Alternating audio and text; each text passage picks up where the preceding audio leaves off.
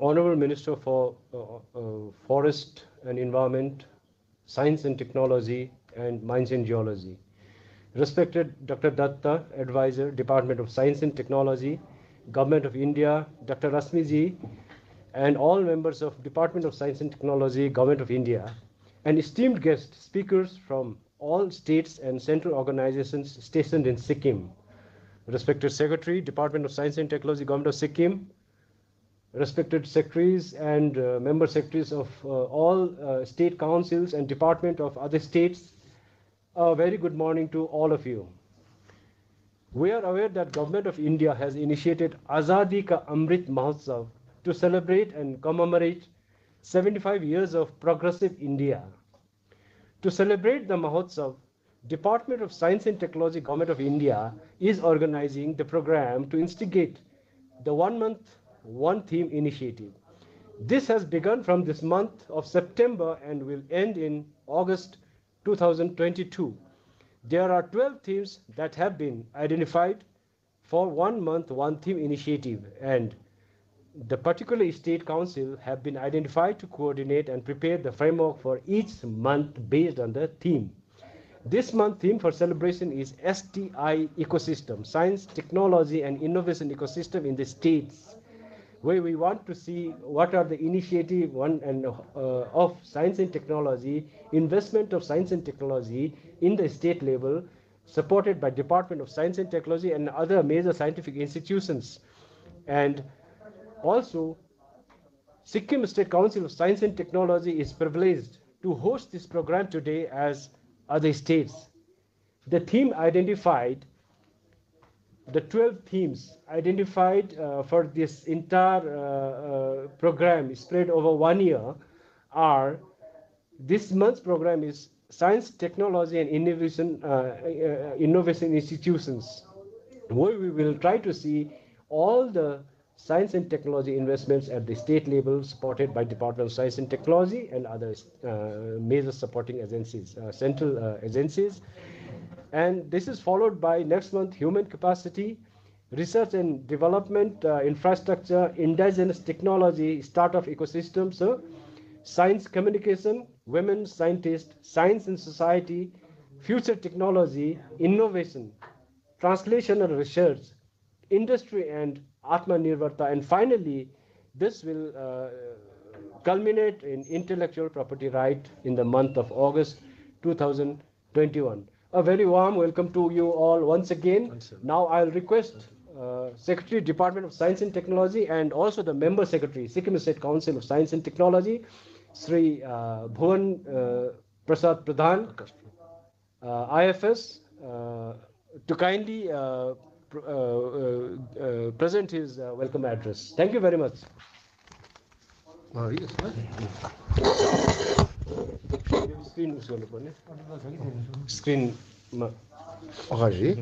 Screen ma sor nikalnu पर्यो नि. Honorable Minister for Science and Technology, Forest and Environment. Just सुरु गरौँ? सुन्दैछ? यो of गर्नु, लु गर्नुहोस्. Honorable Minister for Science and Technology, Forest and Environment, and Mines and Geology, Government of Sikkim, Sri Loday, Bhutia sir. Respected Mr. Dutta, Advisor, Department of Science and Technology, Government of India, Dr. Rasmi, Sharma, and all members of DST Government of India. Esteemed guest speakers from all state and central organizations stationed in Sikkim, a very good morning to all. We all know that today we are meeting virtually to celebrate Vigyan Utsav as a part of Azadi Ki Amrit Mahotsav under the theme STI institution at the state level. All of us are aware that this program is organized by SSTP Division of Department of Science and Technology, Government of India, and it's privileged to be part of these celebrations and get an opportunity to host the program today. We are aware that all state councils are getting this opportunity every month in different themes. The themes of this month in STI ecosystem is states. In the states, Sikkim State Science and Council of Technology has been progressing rapidly. With the many programs and projects which are being implemented with the support of SSTP and other divisions of DST, Government of India. Honorable Minister has been kind enough to provide all possible support to the Council required and has always been a positive for improvement of the institutions. You have given your time despite your hectic schedule. It is our privilege to welcome Honorable Minister Sir in this virtual program. Thank you, sir. I take this opportunity to welcome Dr. Devabhata Advisor, DST Government of India. My colleagues tell me that SSTP and SIT division is headed by a person of great dedication and high energy to activate and catalyze the councils all over the country and have been able to create a vibrant STI ecosystem amongst the councils. We look forward to your continued support to all the councils. A warm welcome to you, Dr. Dutta. I also welcome your efficient team members, Dr. Rasmi Sharma, Dr. Prajapati, and others who I may not be able to name but have been attending this program virtually. Most importantly, this program has been possible because of support of all senior scientists of different institutions stationed in Sikkim. Let me take the privilege to welcome Professor Dr. Jyoti Prakash Tamang, a senior-most faculty member of Sikkim University, who has a significant contribution of creating STI ecosystem in the state. Warm welcome to you, Professor Saab. I welcome Dr. Rajesh Joshi, Director GB Pant, National Institute of Himalayan Education, Himalayan Environment, Sikkim, which is our partner institute in some of our important initiatives. A warm welcome to you. I also welcome Professor N.S. Chauhan from College of Agriculture Engineering and Post-Harvest Technology, Central Agriculture University, Sikkim. It will be a pleasure to listen to your presentation, as I understand you have a significant contributions towards STI investment in Sikkim. A warm welcome to you. Further, it is to inform that our council has instrumental in establishment of regional center of Institute of Bioresources and Sustainable Development, and have facilitated your institute by providing council area for your field trials, and look forward to stronger partnership in future. Welcome to Professor Pulok Mukherjee, Director IBST, in this virtual celebration. It is my pleasure to welcome Dr. Rampal, Principal Scientist from National Research Center for Orchid under ICAR. I also welcome Dr. Ram Gopal, Principal Scientist from ICAR. ICAR is one of the oldest scientific institutes established in Sikkim, and it will be a pleasure to understand their research and development activities as well as investment in the field level. We understand you have a significant contribution in the state of Sikkim. Last but not the least, I welcome Dr. Asish Sharma, Director, Sikkim Manipal University, under which we have Medical Institute as well as Engineering College, Engineering University, and provide other courses too. We are aware your faculties have been taking the research work in relevant fields and have immense contribution in medical care in the state. Once again, I welcome all the esteemed hosts from DST, Government of India, all state councils, and all guest speakers to this virtual celebration, and wish you all good. Thank you. Thank you very much, sir. Now I'd like to request Honorable Minister Sri Loday Bhutia to kindly present inaugural speech of this program. Thank you. Namaskar, Tashidile. Before I start this inaugural speech, I'd like to inform the August gathering that immediately after this meeting, I have to leave for my constituency in order to attend a very important meeting. So, excuse me for that. Respected Dr. Devabhata Dutta, Advisor, Department of Science and Technology, Government of India, Dr. Reshmi Sharma ji, and all members of DST, Government of India. Respected secretaries of all state DST and member secretaries of the Council, Secretary DST Sikkim, Director DST and his team from Sikkim Science and Technology Council, a very good morning to all. I'm immensely delighted to be here today to be part of this very important program as our country reaches 75 years in August 2022. This is the new India at 75, and it is a privilege to see all of us connected to be part of this important year-long celebration. Let me at the first instant congratulate Dr. Dutta for conceiving this year-long science and technology program where the scientific fraternity has come together and are interacting and learning from each other in their pursuit of excellence. I take this opportunity to thank all representatives of scientific institutions of Sikkim for coming forward to be part in this program to showcase the STI ecosystem of our state. Science and technology across the world play an important role not only in research and development, but also spreading science in society and engage the wider public in and emerging scientific developments. Benefits of science and technology should reach the last man standing. Then only, in my opinion, we can say that our goal is achieved. All research and development should complement underlying importance and relevance of science in our daily lives. By linking science more closely with society, scientists should strive to play a role in broadening our understanding of the investment in making our societies more sustainable. Scientific development must play a key role in the process of nation building. Growth of science and technology is essential for the development of our country and for our competitive strength in the evolving global scenario. Scientific knowledge and innovations are the key to competitiveness and growth in the fast-moving global stage. I appreciate the efforts of Department of Science and Technology for taking up these important programs and showcasing the STI ecosystem of our nation by giving opportunity to every state. It is well-known fact that the state of Sikkim is endowed with rich floral and faunal diversity.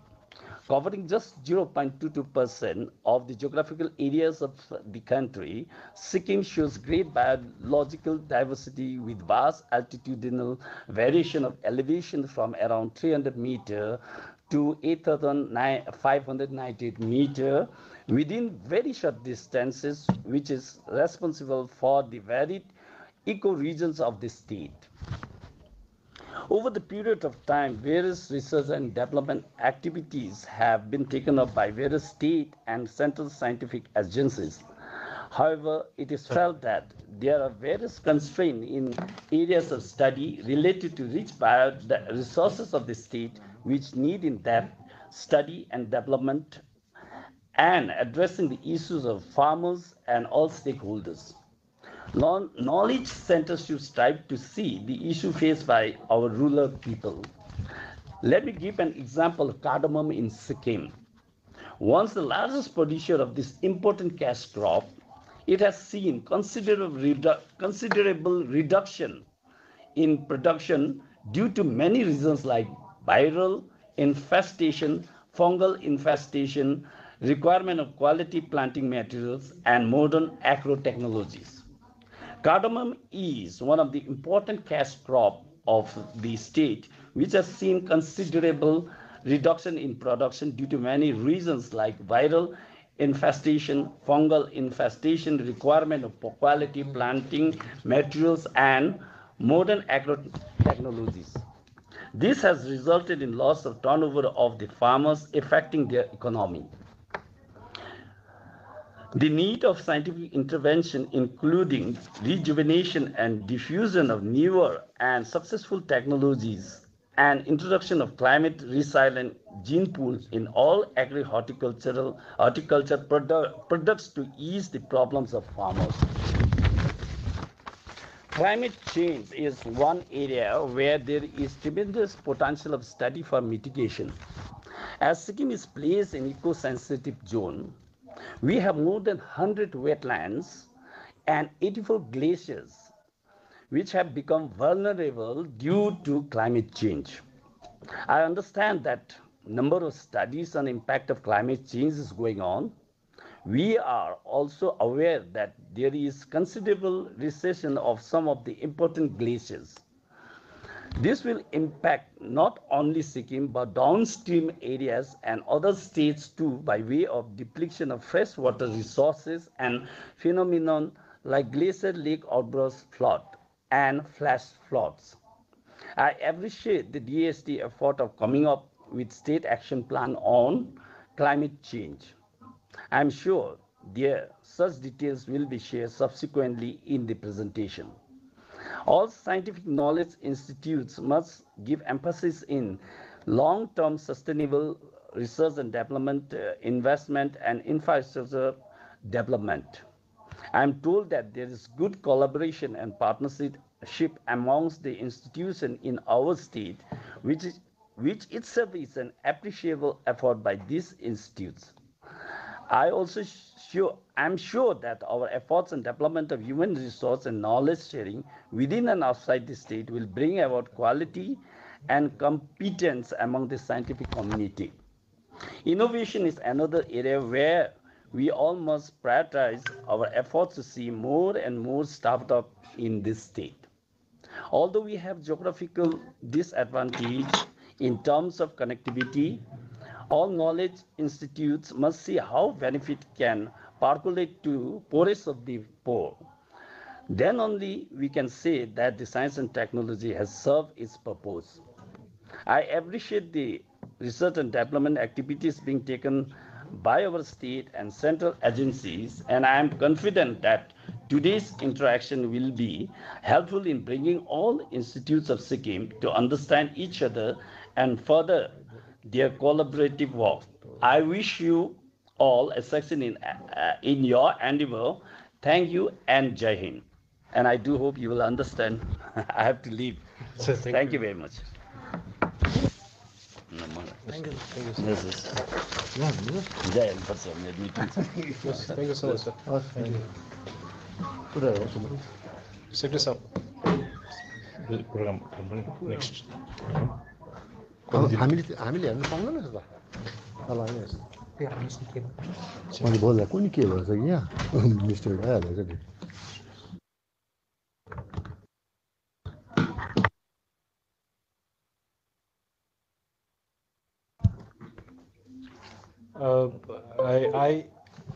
I, on behalf of Department of Science and Technology and Sikkim State Council of Science and Technology, offer my thanks and gratefulness to Honorable Minister for having with us for a short while, although he has other important meeting to attend.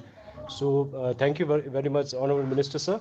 And to go ahead with the program, we have a slight change here due to the time constraint. I think the short film on activity of Sikkim State Council of Science and Technology will be shown at the last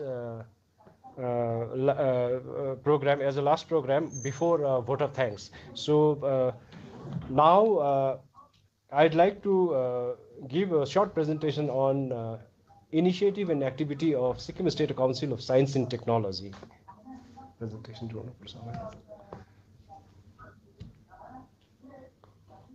Axis Bank गरे Axis Bank भयो त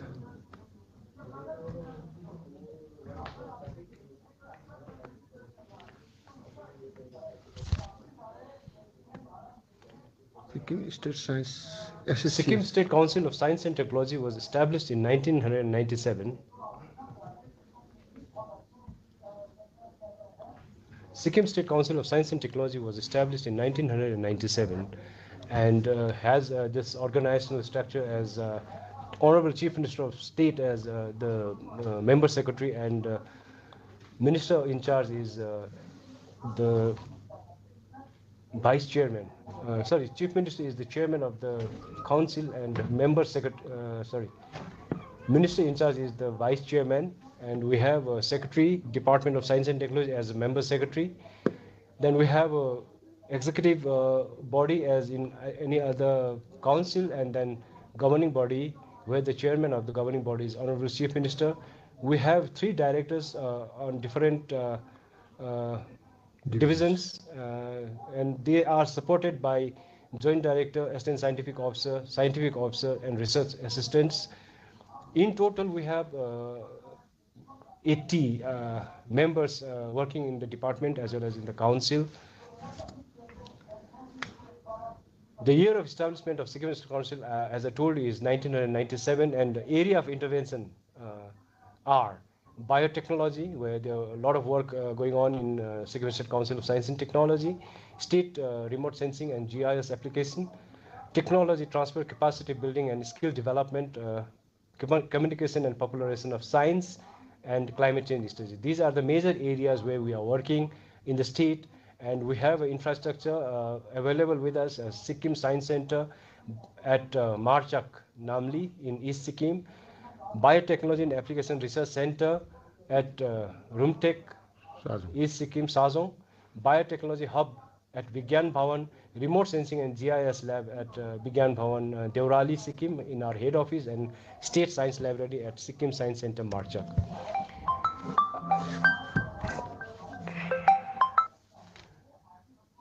Now, to start with the activities, I'll start with communication and popularization of science, which is one of the mandates of one of the major mandates of the council.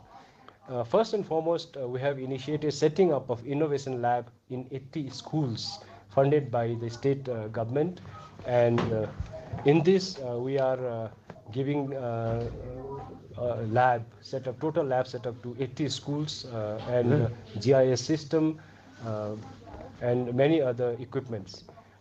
Apart from that, there is awareness program on organic farming to farmers, NGOs and panchayat members in all 4 districts of the state. Awareness workshop on climate change adaptation in 15 senior secondary schools on all 4 districts of Sikkim was done in 1920 as well. Because of pandemic, we could not take this kind of mass awareness program last year. So we hope we'll be able to do that now, since now the pandemic seems to be waning off and the state do not have much of the problem at present. Then is awareness program on biodiversity and its preservation and sustainable utilization to students, since as my secretary told the house that Sikkim is one of the major biodiversity hotspot, and students need to know that the importance of our biodiversity, which is placed in such a small area compared to the entire country, 0.2% of the total area, but almost houses 26% of biodiversity in our state. So students are made aware of that. Master trainers workshop on low-cost teaching aids. These are very important because in the remote areas, labs are not available. So we introduce these low-cost teaching aids to the science teachers in physics and chemistry, and we have already covered 100 schools in through science teachers in last 2 years. Training to the college students of remote sensing and GIS application. This is one of the strengths of Sikkim State Council of Science and Technology, and we do bring in the college students since they do not have a facility in the college. So we bring in the students and train them in this GIS application and remote sensing activity. Training, then awareness workshop on traditional knowledge with respect to medicinal plants. Sikkim has, being in a hilly state, a lot of medicinal plants and aromatic plants available, which is endemic to Sikkim, and we have this ITK to be disseminated among the students as well as NGOs. Then we also train on animation to the students who are interested to take animation in their further studies. Training on tools and techniques of biotechnology to research scholars and college students of Sikkim at Biotechnology Lab at Vigyan Bhavan as well as at Sazong. We have a very good state-of-the-art biotechnology lab in Sazong, and we take the students for exposure and training on techniques of biotechnology.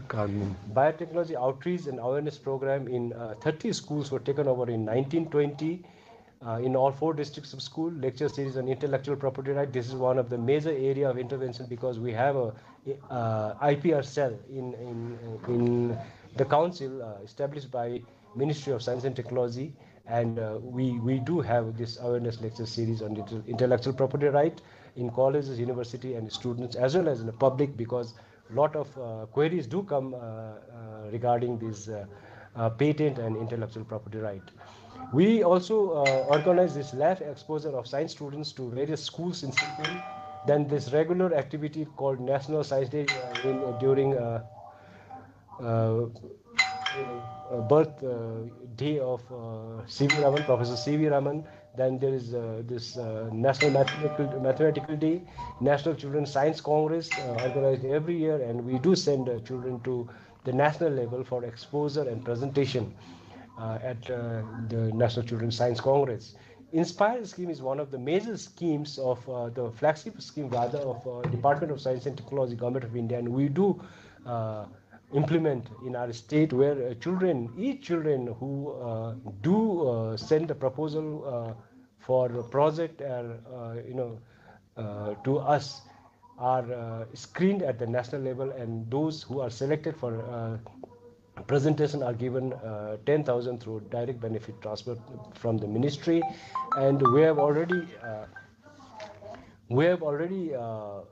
been able to send 7 students from Sikkim to Japan for exchange through Inspire Sakura scheme program. So many students do come forward and take part in Inspire program. This year also, out of 60 students selected from national level, one of the students from Sikkim, from North Sikkim, has been selected. So he will be going to Japan during this Sakura exchange program and get exposure to the Nobel laureates, major international state-of-the-art science laboratories, and that's how they get inspired to take up science in future. So we have a regular program called Radio Serial in different themes, supported by Vigyan Prasar, and every year we do have 52 episodes of this radio serial aired through All India Radio. So presently also one set of program is going on. There are interactions, there are lecture series, there are dialogues. These kind of things are taken up in this program through All India Radio. There is we have set up Innovation Hub which has been developed in collaboration with National Innovation Foundation, and we have taken a lot of schools in fact as members to quench the thirst of the students in the quest of innovation. This is one of the entrepreneurship development program which was held 1.5 years back in Sikkim Science Center, and about 100 entrepreneurs from all northeastern states joined us to have this interaction, and a lot of startups, exposure, display, and sale of products and services were taken up. An interactive session of entrepreneurs and experts were also taken up during this program. This program was inaugurated by Honorable Minister for Science and Technology, and this was supported by MSME, Government of India. This is the Space and Astronomy Education Center, Innovation Hub, Biodiversity Gallery at Sikkim Science Center. We have Innovation Hub. You can see in the picture that a lot of students do come and visit and have a membership in Innovation Hub, and they have we have provided a lot of facility in fact for their activity, including robotics and other major engineering aspect of this program. Honorable Chief Minister, we had the privilege of having Honorable Chief Minister during the inaugural function of this additional facility at Sikkim Science Center, and here in the picture you can see Honorable Chief Minister and in the Innovation Hall, and inaugurating the 8-meter dia planetarium at Sikkim Science Center. This is one of the programs, diffusion of grassroots innovation and documentation of innovation and outstanding traditional knowledge. Here we are trying to capture and document the ITK of Sikkim, which are, we do visit a lot of remote areas and take survey and interact with the villagers to understand and scout traditional knowledge and their documentation. New innovation is scouting and documentation. We have done number of documentation on innovation and ITK in this program, agriculture enhancement and practices documentation.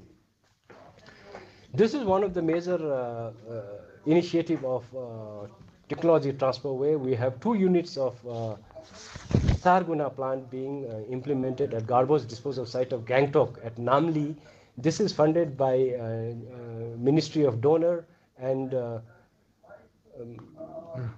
this technology we are bringing from Bhabha Atomic Research Center, Mumbai, and this is basically a biphasic biomethanation process where organic material will be transformed into high-class manure as well as biogas.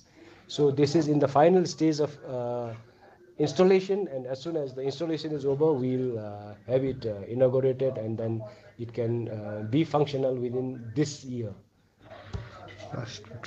This is one initiative in skill development taken up by Department of Council, and here in a very peculiar thing about this is we have skilled 25 farmers, beekeepers who were actually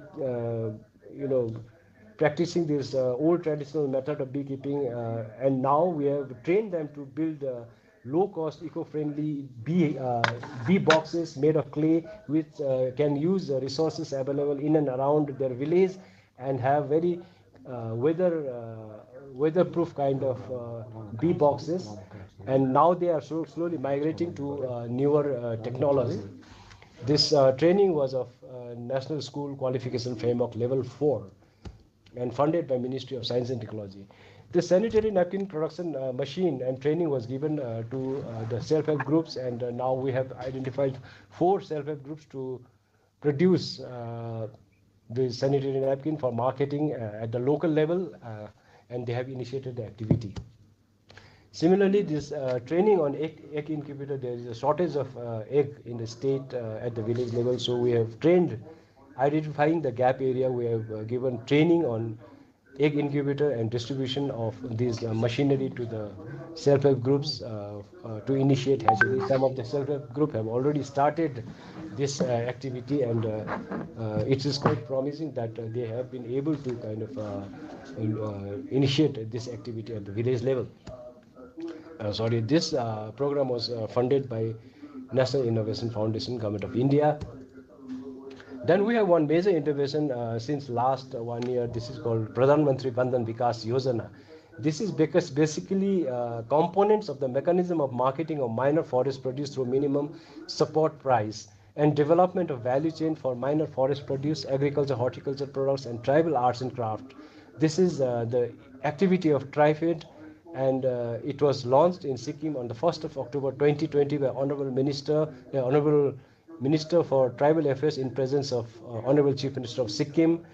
We have, this is basically for livelihood generation for tribal population and transferring them into entrepreneurs and develop an ecosystem of enterprise at the village level, and to set up tribal community-owned Bandhan Vikas Kendras.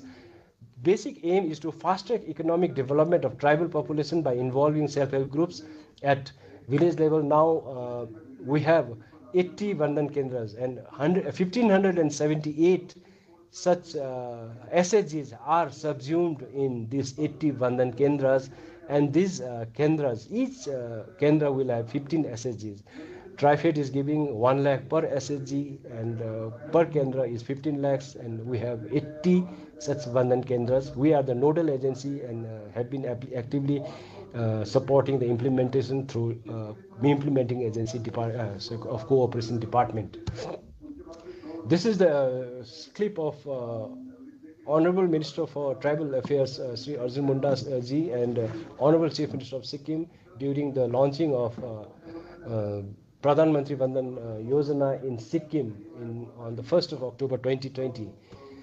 These are the products which are being done by, produced by self-help groups, and this will be branded as Bandhan products by SHGs and will be marketed through TriFed at the village level, at the market level, at the national, state level, as well as at the national level. So we are looking forward to this major initiative to take shape within thing. These are the awareness program and advocacy program, skilling training program, pictures of this Pradhan Mantri Bandhan Vikas Yojana. Now we have already finished more or less of a branding, and these will be the brands which will come out through this initiative of Pradhan Mantri Bandhan Vikas Yojana. These are the automated machine in technology transfer section. This is automatic machine for section bending, scrolling, and twisting metal stocks. This was designed for the above activities by none other than our ex-member secretary, Sri Dr. K. Jayakumar, who is an IITN. And this multi-purpose farming and gardening machine is the outcome of this program, and this has gone for patenting. Now patent has been filed in 2020, and we are waiting for the final patent to come through within a year or so. So this is the initiative of the council in transfer of technology area. Then there is a development of dryer for cardamom and other spices through nano hydel power generation. Here what we are trying to do is we are trying to tap small streams, perennial streams for generation of electricity and convert it into bring it to for drying of cardamom.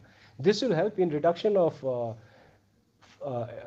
deforestation, especially the large number of trees are being cut and utilized during the drying of cardamom.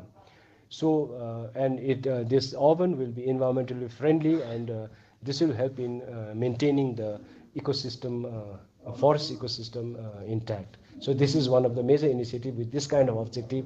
It's in the final stage of implementation, and once go through, by next year we should be able to implement and come out with very high quality cardamom for international marketing, which will have high oleoresin retention and low moisture content. So these are the gap area where we are working on. So there's a lot of moisture in the cardamom when you dry in the traditional bhattis. So this oven, we are looking forward to solving this problem through this oven and power generation from the small rivulets or streams which are perennial and placed in the found in the villages. In biotechnological section, there various activities are going on. So virus indexing through molecular method and production of virus-free quality planting material, large cardamom is being undertaken and going on. DNA barcoding, studies of important local plant species, medicinal and aromatic plants in this case, molecular characterization of diseases of cash crops, especially cardamom of Sikkim is being undertaken in this project. Somatic hybridization studies of crop improvement. This is one of the PhD thesis also of one of our council members, and he is working on somatic hybridization studies. Assistance in geographical indication, patent filing for local products invention, that is an ongoing program since last 2001, and molecular docking studies are also being undertaken under this Biotechnology and Research Application Center. Apart from this, we also train the students on hands-on training on molecular tools and techniques on isolation, DNA isolation, quantification, gel electrophoresis, polymerase chain reaction. All these are, since they cannot do that in school level or college level, so they do come to our lab and learn and get exposure to this kind of technologies available with us.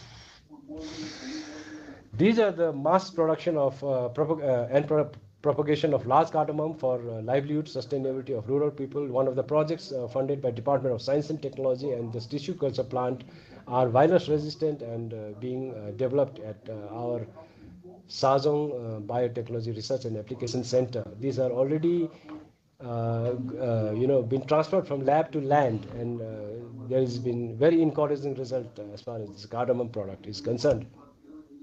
This is one of the important initiative of Sikkim State Council of Science and Technology, development of agrotechnique of ginseng. Ginseng is one of the important high-value medicinal plant found in the upper reaches of North Sikkim, the Panax ginseng, or also called pseudo ginseng. And Sikkim State Council of Science and Technology has been able to develop agrotechnique through the project of Department of Biotechnology for this ginseng, which is endemic to Sikkim, and large-scale ex situ cultivation of ginseng in Sikkim being planned. Rather, this is our Sajong lab field trials where this ex situ plantation of ginseng, or rather agro-technology of ginseng, has been found to be successful. So this is one promising area which we can further it and bring in a lot of benefit to the farming community. Development of new Symbidium hybrid variety that has been already done 2 years back, so I'll not talk about it. This is the Patent Information System Center in Sikkim, which is funded by Department of Science and Technology, Government of India. There is patent file 1 during 2019-20. There are about 8 patent searches done, 8 IPR cell established in colleges, schools and University of Sikkim during 1920. So these IPR cells do have further awareness program. They take up awareness program at their own level. So, and one registered Kailash Rana variety of farmer's right, one quality of rice has been registered in this under this project. This is some of the awareness program being undertaken through IPR at college level and at the farm level. So this is just a clip to show that what are the activities we are taking in this division. Now, remote sensing is one of the major area where there is manpower and activities being undertaken. We have a very good collaboration with Department of Space and NESAC. This is one of the major technology demonstration of ice stupa and artificial glacier demonstration. The main significance of artificial glacier services demonstration is for retention of ice water, snow during the winter season, so that can be sustainably utilized during the summer as in the lower reaches of the villages. Also, we are looking towards possibility of helping, supporting the glacier, helping in glacier recession. There are some of the glaciers which are receding as per the report, which I'll subsequently talk about, and this could be one of the potential technology which could help in maintaining and bringing down the fast recession of glacier. This was done in North Sikkim. These are the regular projects which have been undertaken by remote sensing area, establishment of Sikkim State Climate Change Cell under National Mission for Sustainable Himalayan Ecosystem, land use, land cover analysis, third cycle is going on, National Wetland Change Analysis, second cycle ongoing, empowering Panchayati Raj institution, especially this is in the GIS platform, desertification status mapping of Sikkim, especially of the cold deserts in the northern and western part of the country, that is being mapped. Alpine ecosystem dynamic and impact of climate change in Indian Himalayas, application of remote sensing and GIS in sericulture development phase 2, vulnerability and risk analysis of geohazard in Himalayan region. Here I think a lot of mapping has been done, especially as far as landslide hazard zonation is concerned. Then coordinated horticulture assessment and management under geoinformatic strong motion seismometry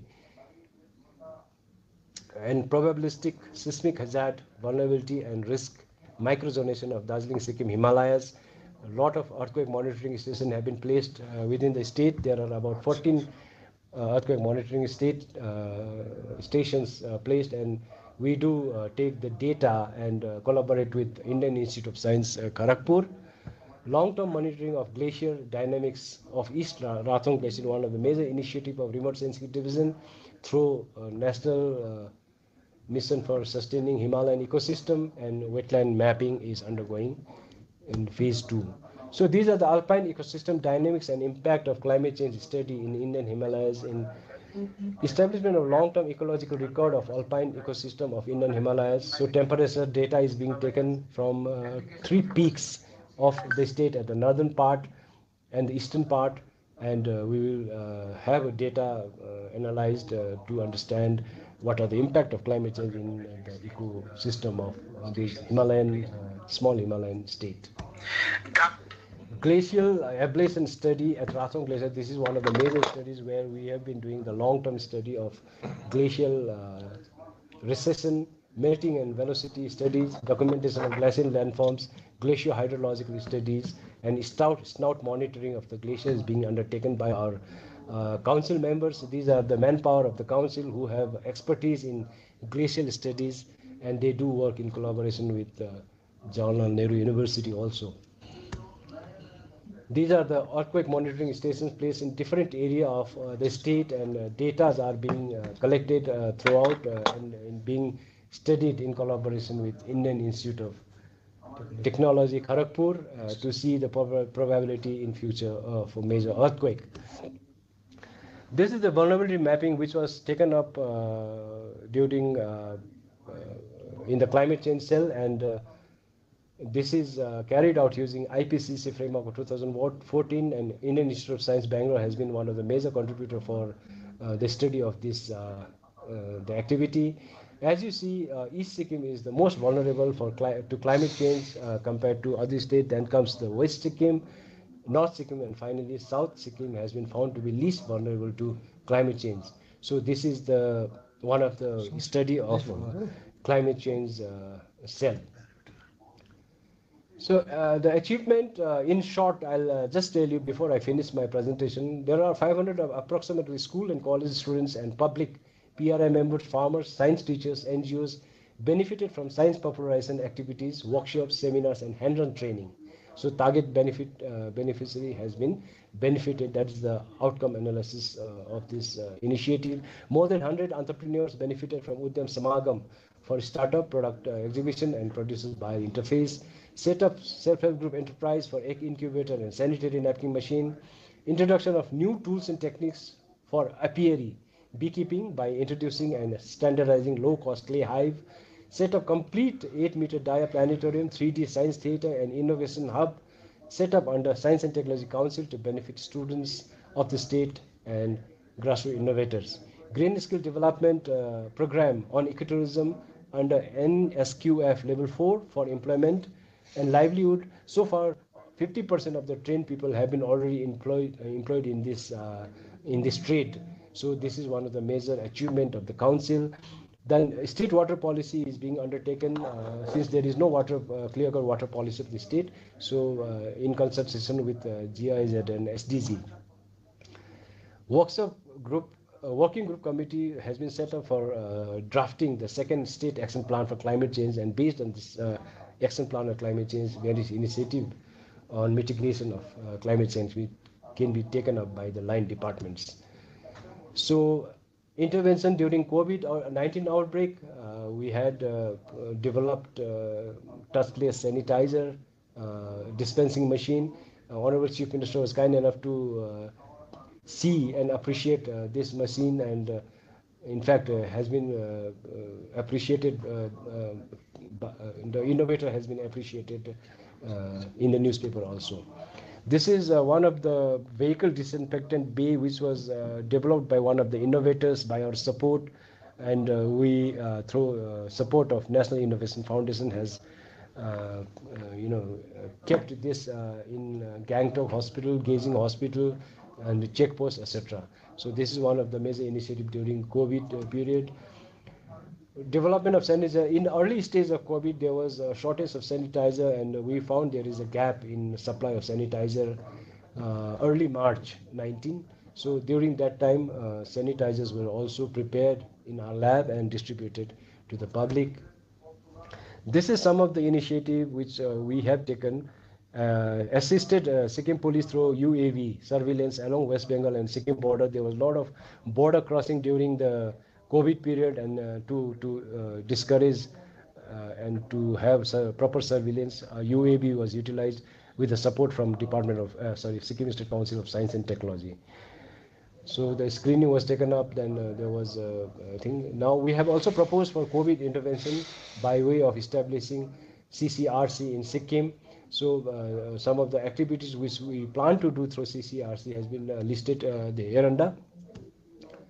Now, proposed action plan for new initiative. What are the new initiative which we have taken since last 1.5 years is STI cell for establishment of STI cell, science, technology, innovation cell for empowering STI community of the state supported by Department of Science and Technology, Government of India.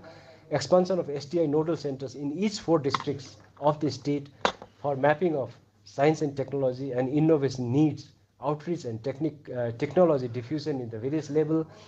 Green skilling development program for skilling the educated unemployed youth of the state for sustainable alternative source of livelihood, framing of water policy, setting of biotechnology incubation center, setting of TDC and women technology park, IPR support, STI outreach, implementation of Pradhan Mantri Bandhan Vikas Yojana, establishment of CCRC in Sikkim, action plan on climate change phase 2, and proposed establishment of Sikkim Science Center in Karfektor, South Sikkim, which has been already approved by the government, and we are now working on establishment of the Sikkim Science Center for South and West District. So this is just a brief sum up of what we have been doing in Sikkim State Council of Science and Technology. I thank you all very much for your patient hearing. Thank you all very much. Now,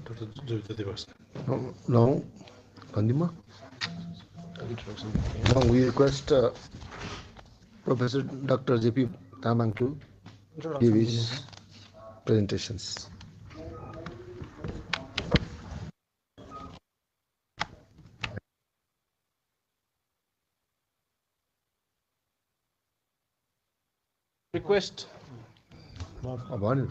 I'll request Professor J.P. Tamang, who is one of the senior most professor in Sikkim University and is a pioneer researcher in ethnic fermented food and beverages of India and other Asian countries, which is scientifically studied and reported till date, focusing on gastronomy, metataxonomic, metagenomic, metabolomics, bioinformatics, food safety, probiotic, whole genome sequencing, nutrition and health benefits. The findings of Professor Tamang have been significant paradigm shift from conventional microbial taxonomy to sequence-based taxonomy, providing the information of many functional microbiomes in ethnic fermented food and beverages of India.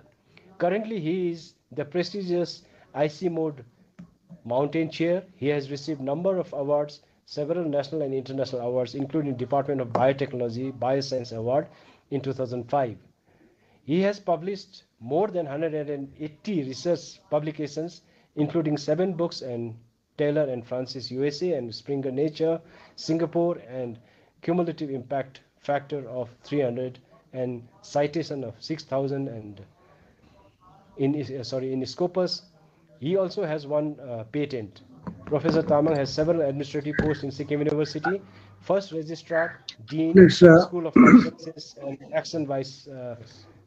acting vice chancellor. Now I request Professor Dr. Jyoti Prakash Tamang, kindly start the presentation. Okay, please stop your sharing. Stop your sharing so that I can share it.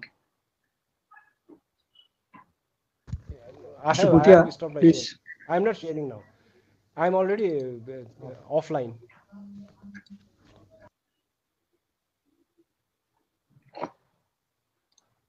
Is it okay? It's visible? Yes, sir. We can see you. Yes. Yeah. Okay. Namaskar. First of all, respected Secretary Sri Pradhanji, Sri Bhutia, and all the dignitaries and the participants of this very important the workshop or the celebrations on the STI ecosystems in Sikkim, initiated by the Ministry of Science and Technology. I'll be presenting the STI Science and Technology Innovation Ecosystems, the role of Sikkim University, which is a central university. Sikkim University was established on 2nd July 2007 as Central University of India. There are 6 schools with 32 academic departments with more than 2,500 students in few undergraduate courses like in Chinese, horticulture, psychology, and all 32 department PG, MPhil, PhD, and the postdoc. Number of the faculty members, we have more than 180, non-teaching 150. Number of affiliated colleges, we have 17. The total research grant received from the different funding agencies during 2020-21 is more than 18 crore. And we have more than 60 extramural research projects. And Sikkim University provides seed funding to young STEM professors for startup research projects. We give 75,000 to 1 lakh to the selected STEM professors to start their research program. And we have instituted the annual Best Publication Award to honor and to respect, to recognize the faculty members, and this is based on the highest cumulative impact factors.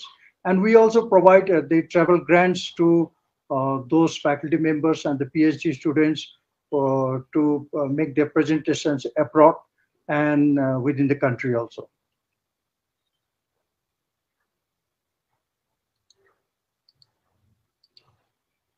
There are 6 schools with the 32 departments. We have a School of Social Science, School of Human Sciences, and School of Languages and Literatures. And we are the first university to start the Department of Bhutia, Department of Lepcha, and Department of Limbu, which are the minor languages in the world. And we have the School of Life Sciences. Under School of Life Sciences, we have Department of Botany, Horticulture, Microbiology, Geology. We have a School of Physical Sciences, Department of Chemistry, Computer Application, Earth Science, then Mathematics and Physics. And we have the 3 centers, the Bioinformatics Centers, then Center for the Endangered Languages, and the Center for the Glaciers and the Climate Change. We have a very strong university central library, and total number of the PhD theses of Sikkim University deposited in Central University till today is 117. Then MPhil is 356, and we have more than 7,000 with the e-journals and 15 databases, and the number of printed journals are more than 74, and we have more than 40,000 e-books and 50,000 hard books. And our H index, the average H index of the entire university is 34 as per the Scopus, and 31 as a Web of Science. And the total publication we have of 654, and we have 7 patents. Now it's very interesting that the growth of the Scopus publication has gone mostly in the 2020, and even the 21 also we expect this may cross, because now it is on the up to August we have it calculated. And same in the citations also, it has increased mostly in the 2021, and the H index also. Now the core research areas of our university is metataxonomic, metagenomics, and metabolomics of fermented foods, genomics and biodiversity of bioresources, ethnobotany and herbal medicines, eco and the cultural tourism, glaciers, climate change and the mitigations, organic agriculture, anthropological and biological patterns of ethnic people, and the multilingual dictionary for the endangered languages of the Himalayas. Now, these are the advanced lab facilities in Sikkim University. Now, I'll go to the department-wise. Now, Department of Chemistry, the thrust areas are the photocatalysts, anti-cancer drugs, antiviral drugs, nanochemistry, supermolecular chemistries, then fuel cells, solar cells, and so on. The noble leads in the research conducted in the department is the novel method for synthesis of the library of the metal salt fatty acid, generating the dual catalyst sites in the MOF and the one-port ring opening reactions. First report of the photocatalyst synthesis of the quinolone.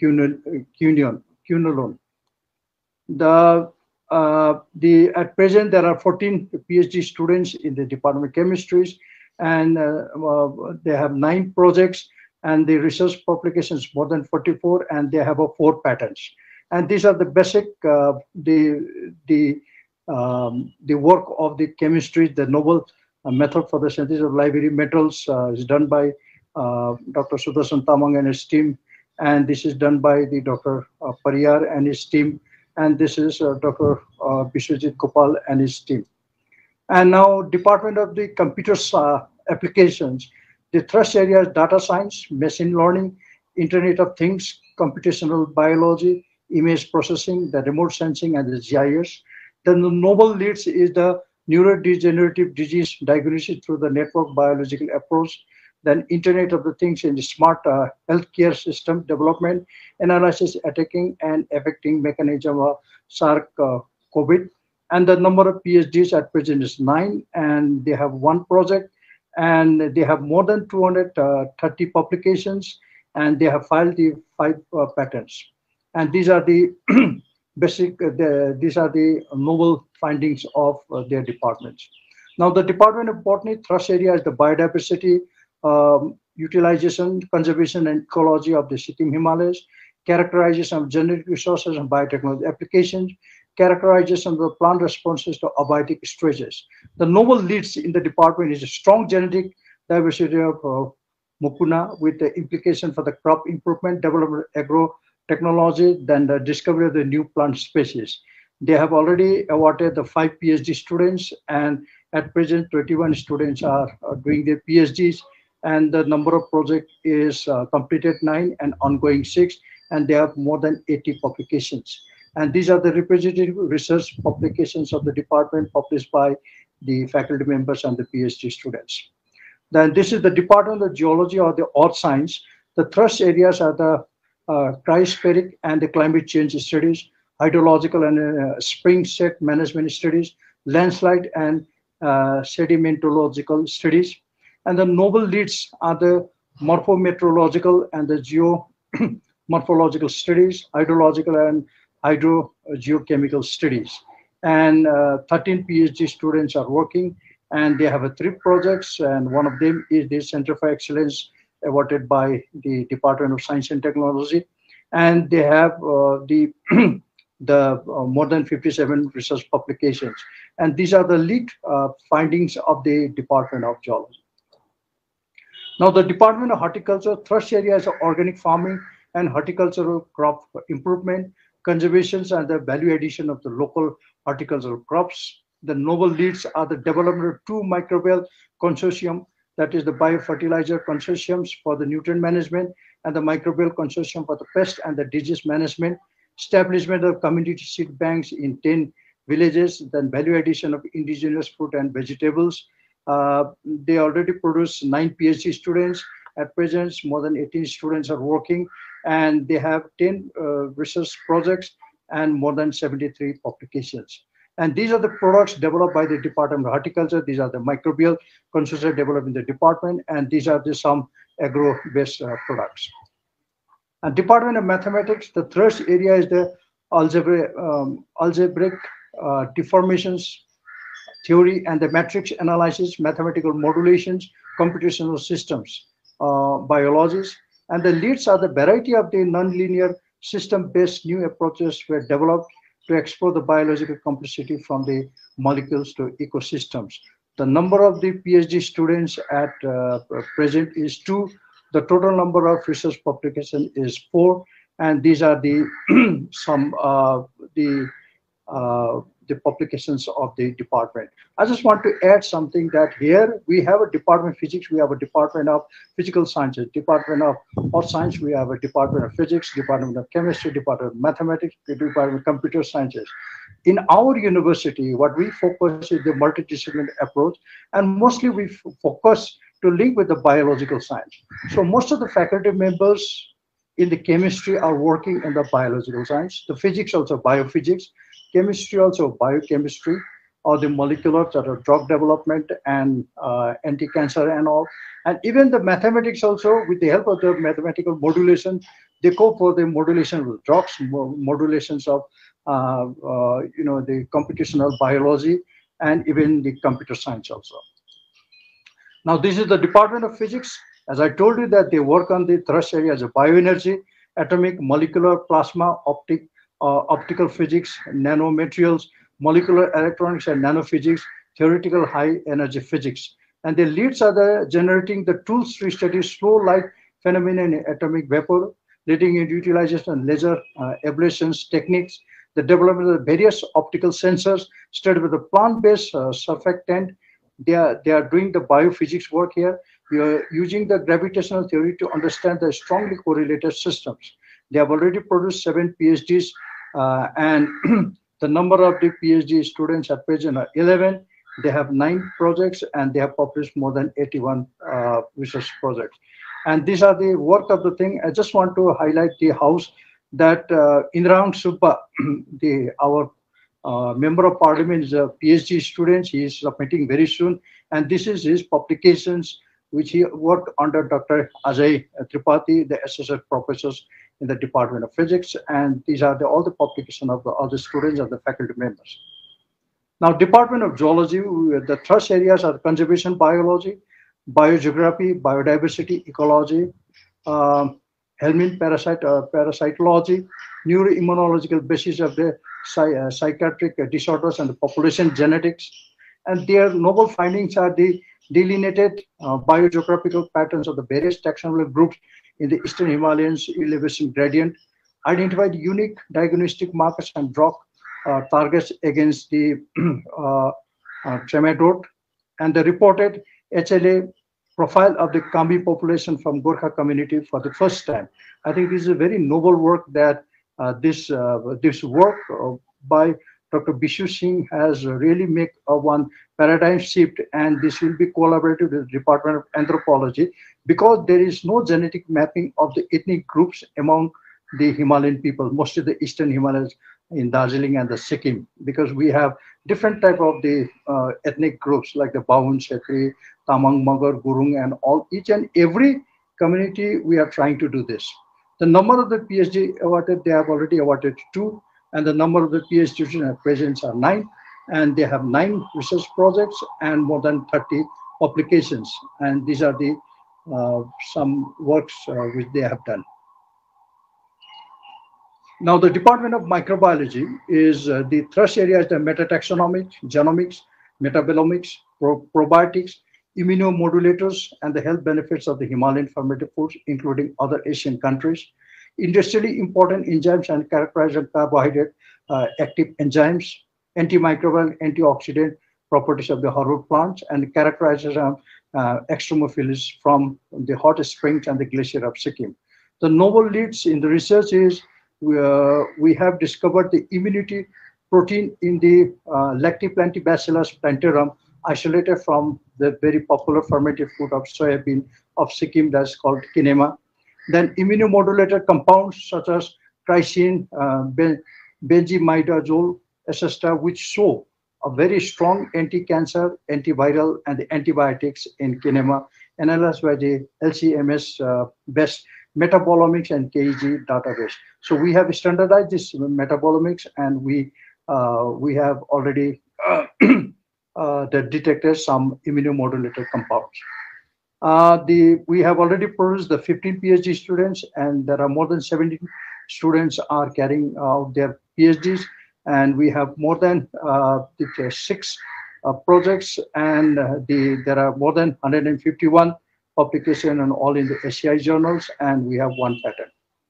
And this is the work which we said that we did a whole genome sequence, and we found that the red color, which is the immunity protein in the Lactobacillus plantarum isolated from kinema, it shows that this product is good for the immunity boosters. And this is the the model which which based on the predictive functionality, and it shows that what are the different role of the bacteria present in the fermented food, and have what type of the health benefits, or what type of the disease profiling and all. And I think this is a very, very important the model which we have designed and is already published, and the many researchers are following these models. And recently we are doing on the shotgun sequencing and the metabolomics and all. Very interesting here with the metabolomics, we could detect several immunomodulators, the organic, the bioactive compounds, and because these are the on-targeted metabolites. Nowadays, the on-targeted, there are 2 types of metabolites. One is targeted and another is untargeted. Targeted is amino acid, fatty acid, and all. On-targeted are the small molecules. which are very, very important nowadays in the health benefits to combat the diseases, even in the COVID also. So we have a hypothesis that these untargeted metabolites are present in some of the naturally fermented soybean, and we have proved it. So this we are working in the others also. Then we have already standardized the methods and all, and we have identified that. And now we are working on the bioassays of that, the immunomodulator on the cell line and the animal models also. And we have done the naturally fermented milk product of the Eastern Himalayas, both by the culture dependent and the culture independent methods. And all these are all publications and all. And another is the probiotics is very important, that we have found the probiotic, and based on the gene detections also, then some other the parameters also. And this is the one model which we have the standardized, and we have designed to select for the selection of the best probiotic strains and all. And we have done the high throughput sequencing on the both the meat products and the fish products. There are different type of the meat like Kargyong, then Satsu of Sikkim, then Sitra, Sukuti, and of the fish of Sikkim. We applied in the high throughput sequencing and the predictive functionalities and all. And this is very important that recently we did the food safety also. And on the basis of the gene detection, we could not find the enterotoxins. The enterotoxin genes were not detected. Most of the strains were sensitive to all classes of antibiotic. So hence we conclude that they means the fermented meat or the dried fish meat products are very safe for the consumption for after roasting, frying, and boiling. This has been proved. Now, I think this is the flagship program, the saffron cultivation trial at the Herbal Garden of Sikkim University Permanent Campus. We have a permanent campus, 300 acres of land at Yangon, South Sikkim. Yes, I'm sorry, I'm coming to. Yeah, I'm coming to that end. And this is the saffron and all. It was decided to explore the possibility of the saffron cultivations, and the saffron palms were transported from the Pampur in Kashmir, and it is sprouting of the comes was observed, indicating the possibility of the cultivations. Dhanyavad. Thank you for that. Thank you very much, sir. Now you can unshare your screen. Now I request. Now I request Dr. Rajesh Joshi to kindly share his presentation. Dr. Rajesh Joshi, are you there? Dr. Rajesh Joshi from JV Pant Institute. Dr. Rajesh Joshi, sir. Yeah, good morning. I'm very much there. I just would like to share my screen. Okay. Thank you very much, sir. Your thing. I'd like to request you to squeeze in your presentation for within 15 minutes, so that all of us get a chance for presentation. Since we have, it seems that we have overshot during the introductory phase only. Now, Dr. Rajesh Joshi from G.V. Pant National Institute of Himalayan Environment, NIHE, Sikkim. Dr. Rajesh Joshi is a regional head of the G.V. Pant National Institute of Himalayan Environment and Sustainable Development, Sikkim Region Center, SRC. He has 15 years of research and academic experience in Indian Himalayan region. Dr. Joshi has published over 45 publications, including peer-reviewed research papers in nationally and internationally reputed journals, books, chapters, books and articles, etc. His area of research include ecological modeling with a special focus on scientific issues related to environment and social dimensions, which are broadly focused on climate change, impact and vulnerability assessment on critical ecosystem, forest hydrology, spring set management, dendrochronology, etc. in the Indian Himalayan region. Now I request Dr. Joshi to kindly go ahead with their presentation and keep it within 15 minutes. Thank you, sir. Okay, thank you so much. Am I audible and my screen is visible? Yes, sir. Yes, sir. Yes, sir. Yes, you are audible. Namaskar and good afternoon to one and all. Respected Secretary, Department of Science and Technology, Shri Bhuvan Pradhan, Directors at DST, Dr. Vasista, Shri DG Svesta, Dr. Bhutia, and also the eminent speakers of the day today. I'm going to present the brief about the regional center of the institute and also its activities. Mainly the achievement we achieved last 1 year that will be highlighted, and also the activities of the institute. I would like to briefly introduce to you the institute. This is Autonomous Institute of Ministry of Environment and Forests, Government of India, and was established in the year 1988-89 with a mandate to ensure ecological and economic security of Indian Himalayan region by way of undertaking in-depth research and development studies on environmental issues, identifying and strengthening the local knowledge of the environment, evolving the demonstrating the suitable technological package, and we are working all across the Indian Himalayan region, which is reflected by this map.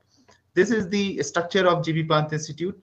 We have a decentralized and multidisciplinary approach. 4 thematic centers work at the headquarters: land and water resource management, socio-economic development, biodiversity conservation and management, environmental assessment, and climate change. These 4 Excuse centers me, are sir, your slide is not slide is not moving. Actually, okay. I think there is some problem in this slide. Can I do like this? Now we can see. Yeah. Yes. Okay. Yes. So these 4 centers are operated at our headquarters in Almora in Uttarakhand, and we have 6 regional centers. Recently started Ladakh Regional Center, Himachal Regional Center, Garhwal Regional Center, Sikkim Regional Center, Northeast Regional Center in Arunachal Pradesh, and 6th one is the Mountain Division, which is housed at Ministry in Delhi, which basically deals for the policy level interventions. We have total strength of 82 staff, only 40 scientists, 7 technical staff, and 35 support staff. But our main strength is our researchers, which are more than 200 in number, all across the Indian Himalayan region. And this is how the institute works. The honorable minister in charge environment, forest and climate change, Government of India, happens to be the president of society of the institute, and governing board of the institute is chaired by the honorable secretary, Ministry of Environment and Forest Climate Change. And there are 2 important committee, internal finance committee and scientific advisory committee, which helps director to conduct different research under thematic and regional centers. And this was the main vision and mandate of the Sikkim Regional Center when it was established in 1989 here in Sikkim. Earlier, we were located at Tadong in rented building. From 2004 onward, we started our campus at Pangthang. So vision is to be a lead center for guiding on ecological economic security of Sikkim Himalayan region. And for that, we are working on a mission to advance the action research for integrated management and conservation of natural resources. And to achieve this mission, the priorities that are biodiversity conservation and management, climate change impact assessment and vulnerability assessment on critical ecosystem in this part of the Himalaya, ensuring water security and livelihood security, mapping and monitoring the geo-environmental assessment, and also use of biotechnological application for conservation of RET species. We have basic support facilities to conduct our research laboratory, including RSGIS, biotechnology, tissue culture, analytical and ecological lab. Other support facilities are also available in the center. The main R&D focus of the regional center and also of the institute for next 5 years is revolve around these 4 themes: water, livelihood, climate, and biodiversity. As in the morning, Honorable Minister Science and Technology was mentioning that the benefit of R&D activities should reach to the last man standing in the queue. All these projects and also the activities of regional center are basically targeted towards that aim. We are working on pilot level intervention, upscaling to the higher level, and these 4 projects basically targets on such kind of activities. One of the major program and project is on water security in Indian Himalayan region through spring ecosystem assessment and management, wherein we are working on developing the spring ecosystem inventory protocol, quantifying the ecosystem health indicators, implementation of Jal Abharyanya across in Sikkim.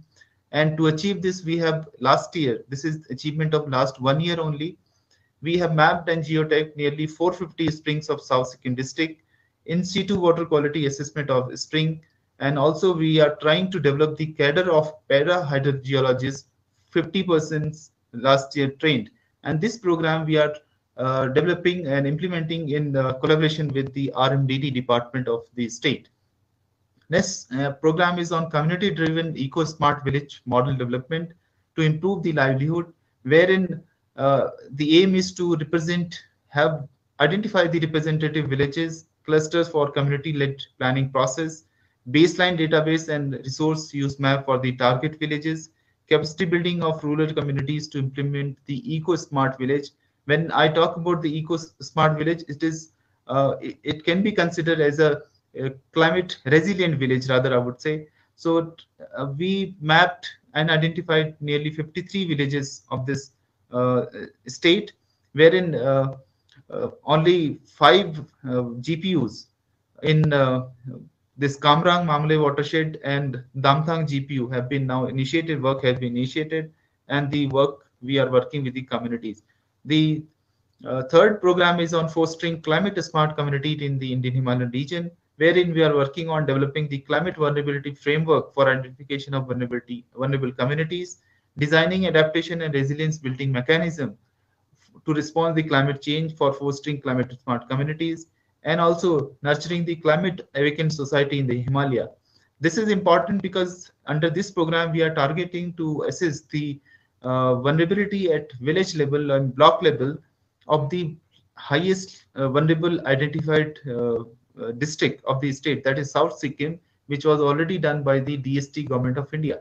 So we are trying to further downscale it at the block level and the village level, wherein we seek the support from Department of Science and Technology and this outcome of this program can also be useful in modifying and updating the state action plan on climate change. So last program is on mainstreaming Himalayan biodiversity for sustainable development, wherein we are developing the BMCs and PBR, particularly in collaboration with the Forest Department. We are facilitating the department in developing these kind of important document, and developing and demonstrating the applicability of XC2 for conservation, identifying and mapping the biodiversity rich areas. This is very important when we talk about the conservation and management of bioresources, establishing the market value chains, and inspiring the stakeholders, diverse stakeholders for biodiversity conservation. So in process, we have achieved as an achievement, we have developed 2 BMCs and 1 PBR. Now we are technically supporting the State Department, and propagation protocol of 3 species have been standardized, and also developed the distribution map of threatened and endemic medicinal plant in relation to climate change all across the Indian Himalayan region. Last year, we completed the 8 projects funded by different agencies. One of the major program was Timberline and Altitude Gradient Ecology, which we call ISTP program. This was multi-locational, multi-institutional. 7 different institutions and universities were participating. In Sikkim, the site identified this program was Yuksum Zogni Transit, wherein we studied first time the temperature lapse rate for this transit, and we found that the lapse rate is much lower than whatever the value, globally average value of 0.65 degree per 100 meter, which is globally used. Here in Sikkim, it is nearly 0.5 degree centigrade per 100 meter, which shows that these the sensitive ecosystem, tree line ecosystem, are warming at much higher rate, and the elevation dependent warming is observed in these transects, and which is affecting the species diversity. We can see from this graph that the diversity decreases with respect to elevation. While promoting livelihood at landscape level, the institute is implementing one of the major transboundary program, which we call Kanchenjunga Landscape Conservation and Development Initiative. This is supported by ECMOT and guided by our Ministry of Environment and Forest. As earlier Minister Saab was mentioning, that large cardamom is a niche product, but its production is declining over the year. So we are now first time working on the morphological characterization of this large cardamom, wherein we are trying to identify the suitable habitat of different cultivars of large cardamom across the Sikkim Himalaya, and involving different stakeholders. through the network of stakeholders of large cardamom. Also, yak as a niche product and niche element of this landscape. So yak-based landscape value chain development are being initiated, and we are also initiating the yak network all across the Indian Himalayan region from Ladakh, Sikkim, Uttarakhand, Himachal, Arunachal Pradesh, also involving Nepal and Bhutan. And this particularly we are doing in support with the Livestock and Annual Husbandry Department of Government of Sikkim. And we are also promoting the production and use of the natural fiber, particularly the nettle plant for livelihood diversification. And in terms of tourism, the another program is promotion of sustainable community-based tourism, wherein we are working on inventorization of homestays, best practices of homestay management, and through the training and capacity building. We also monitor the forest and resources of biodiversity of this region, wherein we have established long-term environmental and socio-ecological monitoring site. 3 sites have been established, one in Lawen, Jongu, second in Gorkhe, Darjeeling, third is Neora Valley National Park, wherein the socio-ecological parameters, soil weather parameters are being studied under these long-term program and the sites. We have also developed the special database of plant species diversity of more than 400 woody texta and more than 100 species of the lichen. And mapping and promoting the conservation of medicinal plant of Sikkim Himalayan region has been done, and nearly 622 medicinal plant species have been documented. And we also developed the distribution map of medicinally important species. This is very important program. The Ministry of Environment and Forest, Government of India, is coming with the idea to develop the Nature Conservation and Learning Center, one in each state in every Himalayan state. So in partnership with the Forest and Environment Department, Government of Sikkim, we are developing Himalayan Nature Learning Center here in Pangthang, and the Fabanglo Wildlife Sanctuary and our arboretum has been identified as a site for implementation of this NLC, wherein we have developed one orchid trail and 52 orchids have been now conserved in our arboretum. And similarly, the 9 species of rhododendron have been conserved. We developed one herbal garden including 32 species of different categories, and also conservation model for demonstration and nature learning have been developed, which includes the water conservation, bio and vermicomposting, vegetable cultivation, and many others. The another program which deals with the nature conservation is spring rejuvenation. So as I mentioned earlier, we have inventorized with support of RMDD 922 springs and 450 have been geotagged. This data of this project is also going to be shared with the RMDD and other departments. And this is very important when we talk about the R&D and scientific ecosystem all across the Indian Himalayan region. There is need to have a networking, a knowledge networking between different institutions working all across the Indian Himalayan region. With this aim, the institute is implementing a project called Indian Himalayan Knowledge Network (HKN), wherein we have. I'm happy to share with one and all present here that DST, Government of Sikkim, has agreed to be partner of this program. The ultimate aim of this program is, through consultation, we would like to develop the policy document for this state, 2 documents which are based on the priority theme identified for this state. And these documents will serve as a reference document for planning and implementing the further research and development programs. So under this program, we have also developed the Youth Forum for Nature Conservationists, Regional Cooperation for Yak Rearing, and also facilitated the formation of task force for human-wildlife conflict in Kanchenjunga landscape. Last year, we completed 4 projects. One of the important outcome was we developed a grid-based special database of natural plant for Sikkim, and that database and outcome of the project was shared with the Department of Environment and Forest, Government of India. And also ecosystem services and sacred groves have been identified and they have been documented.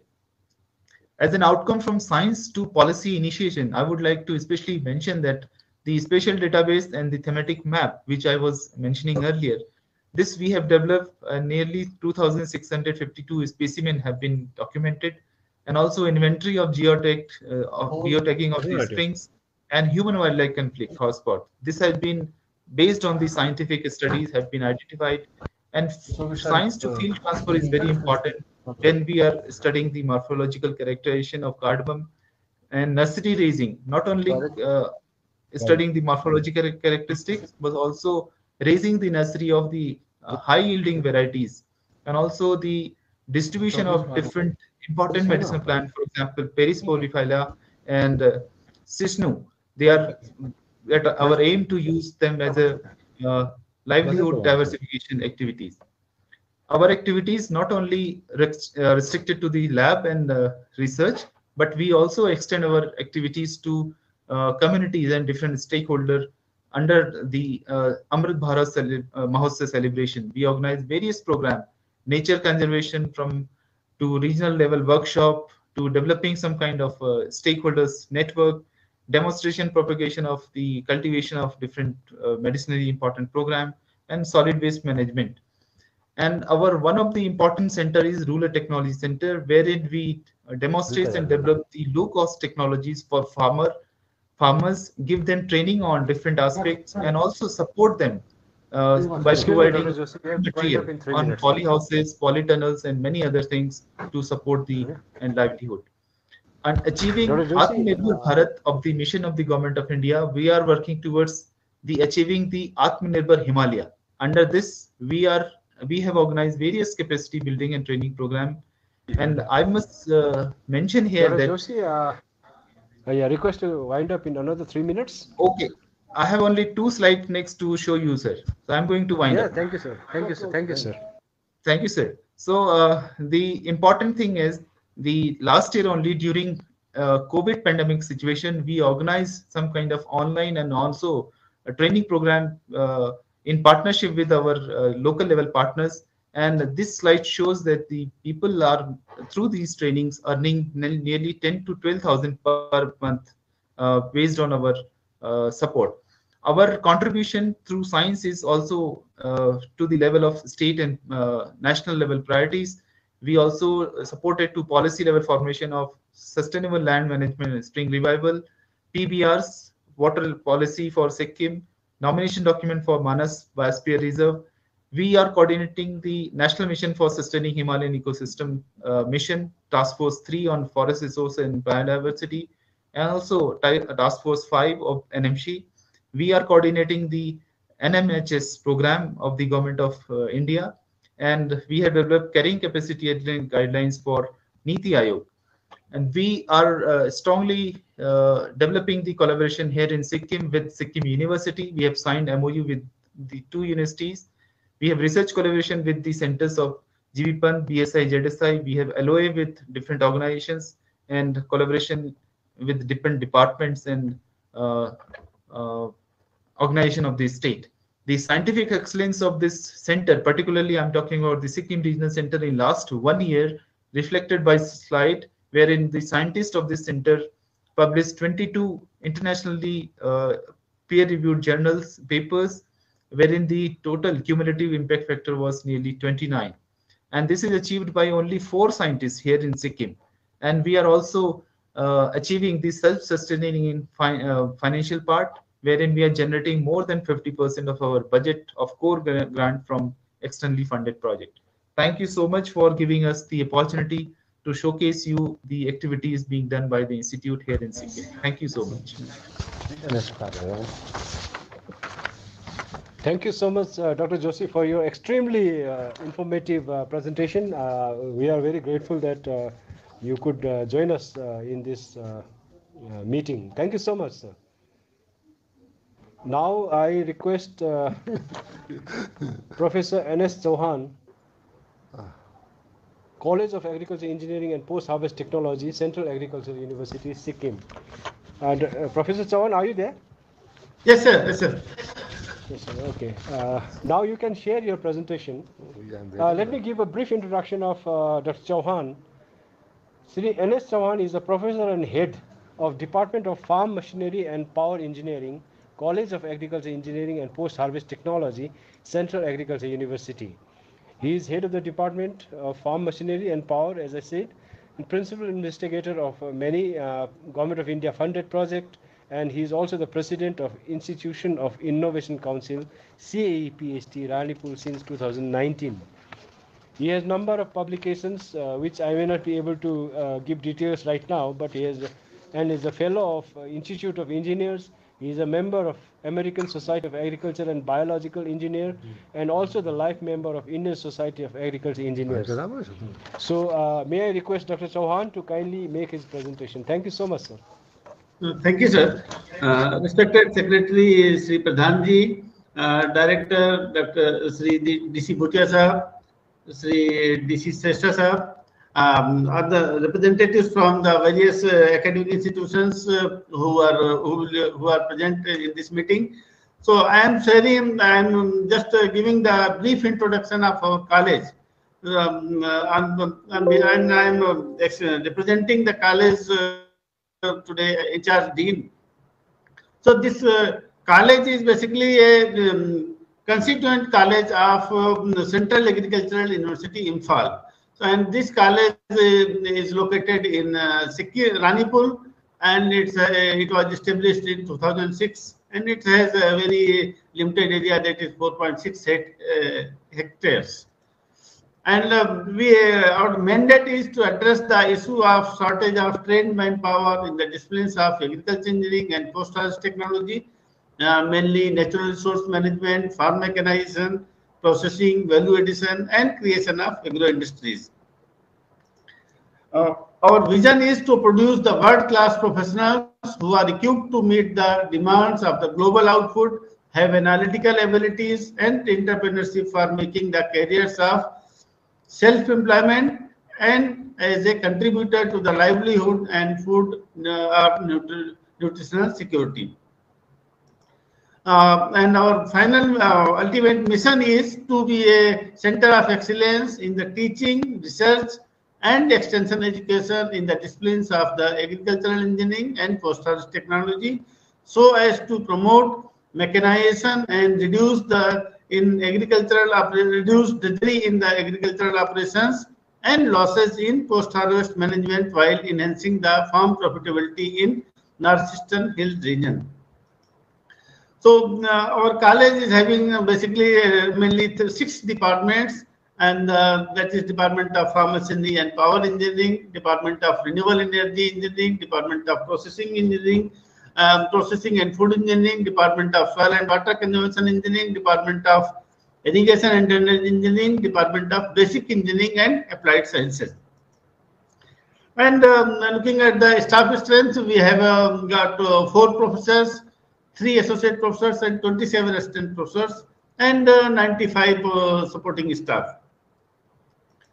And we offer 2 undergraduate degree programs, that is BTech in Agricultural Engineering and BTech in Food Technology, and we offer the master's program in 5 disciplines, MTech in Pharmacy and Power Engineering, MTech in Processing and Food Engineering, MTech in Soil and Water Conservation Engineering, MTech in Renewable Energy Engineering, and MTech in Irrigation and Drainage Engineering. And we offer the PhD in 3 disciplines, that is PhD in Pharmacy and Power Engineering, PhD in Processing and Food Engineering, PhD in Soil and Water Conservation Engineering. And this is the intake capacity of the different courses. It is reflected here. Considering the shortage of time, I would like to move further. And this is an interesting part, that for intake of the undergraduate programs, it is from all 7 NEH states of the country. And for Sikkim, we have got 5 seats in BTech in Agricultural Engineering and 3 seats in BTech in Food Technology. For MTech and PhD, it is done through the national examinations.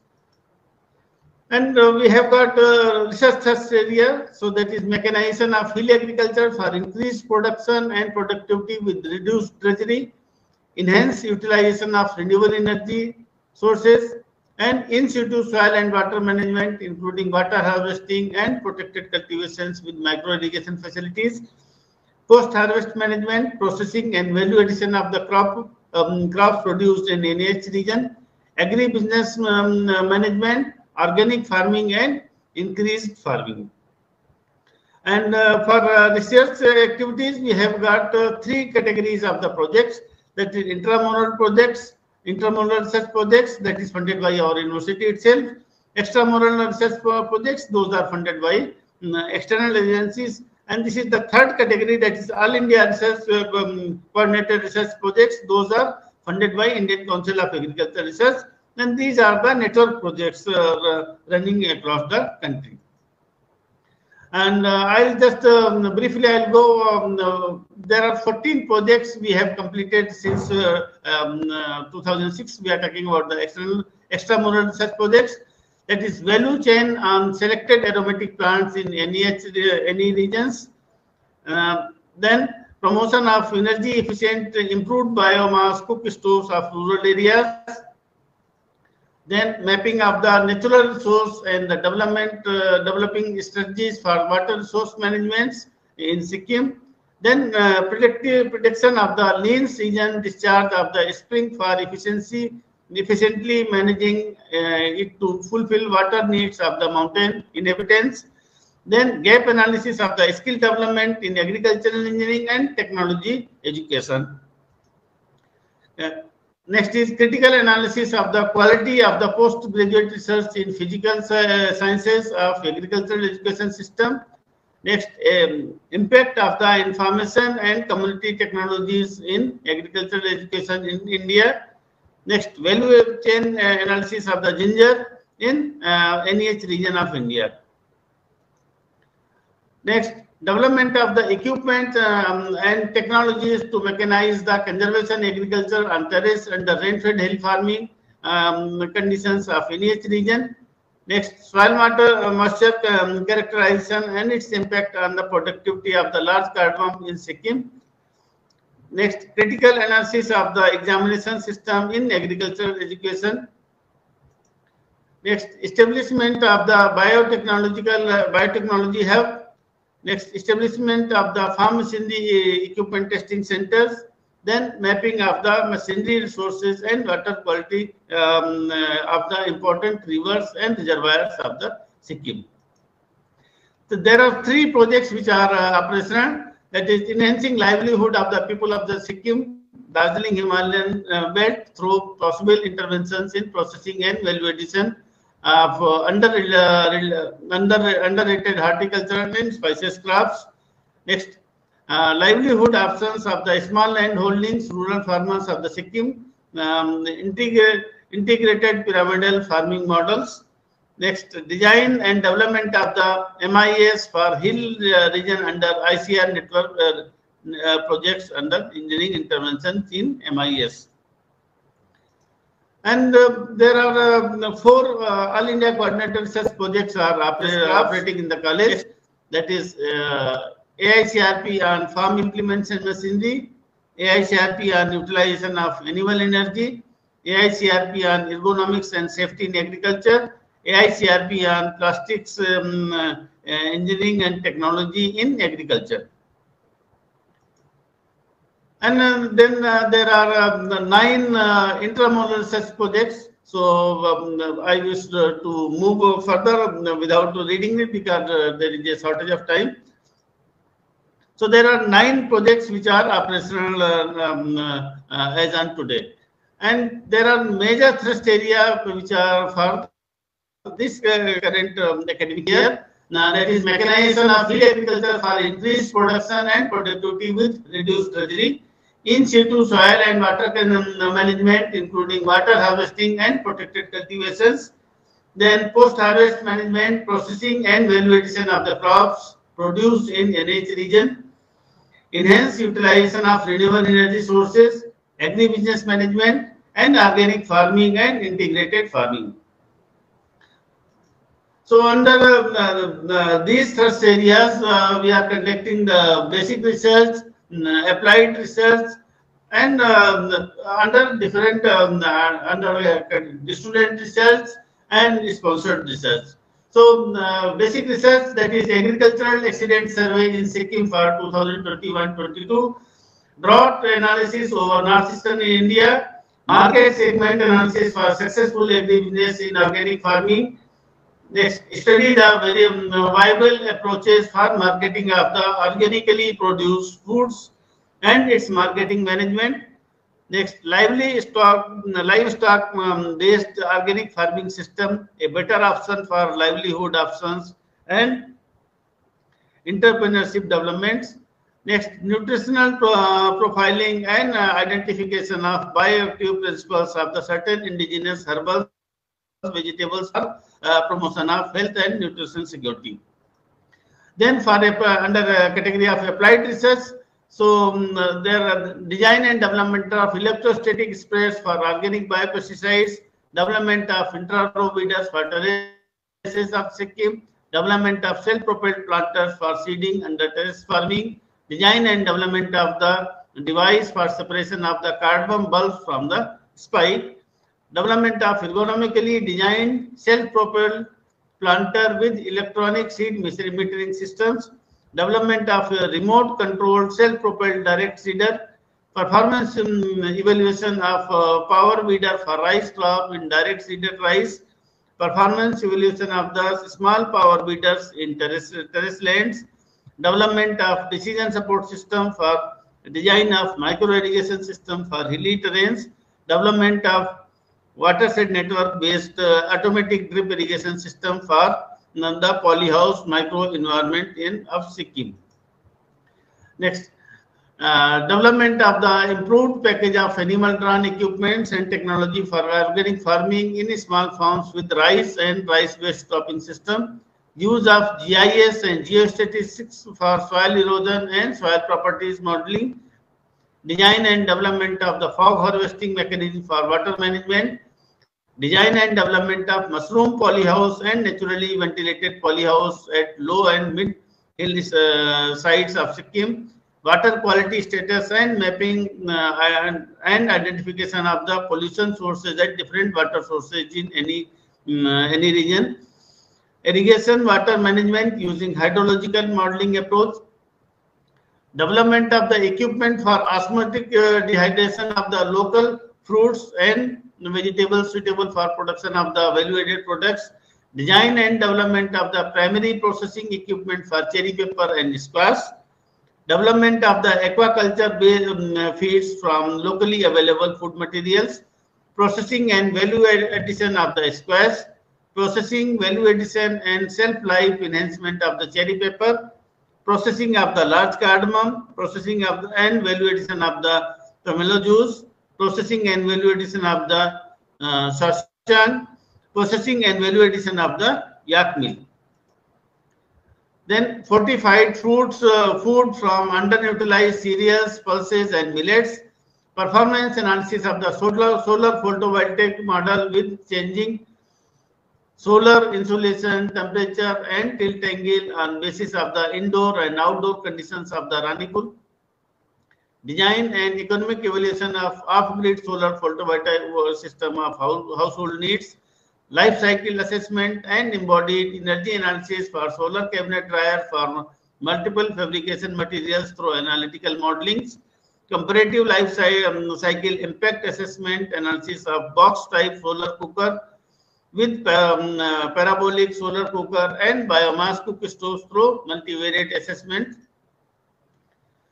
Under category of strategic research, status of animal husbandry mechanization in Sikkim state, adoption of the subsurface manure applicator of the organic farming on the terraces of Sikkim, location specific soil erosion and soil aggregate stability studies, changes in rainfall, temperature and other climatic parameters in northeastern India, sediment yields estimation of the river basin from the northeastern India, organic nutrients management in wetland and aerobic rice cultivation of Sikkim, climatic data analysis and its variation in northeastern regions. Swarm farm, then under category of fundamental research, swarm farm mechanization in hilly areas for integrated farming with cost economics and optimization and selection of suitable padding materials for pack load animals, mainly yaks. Then there are number of equipments developed by our college, equipments and technologies developed by the college. So first, with very brief, we'll go.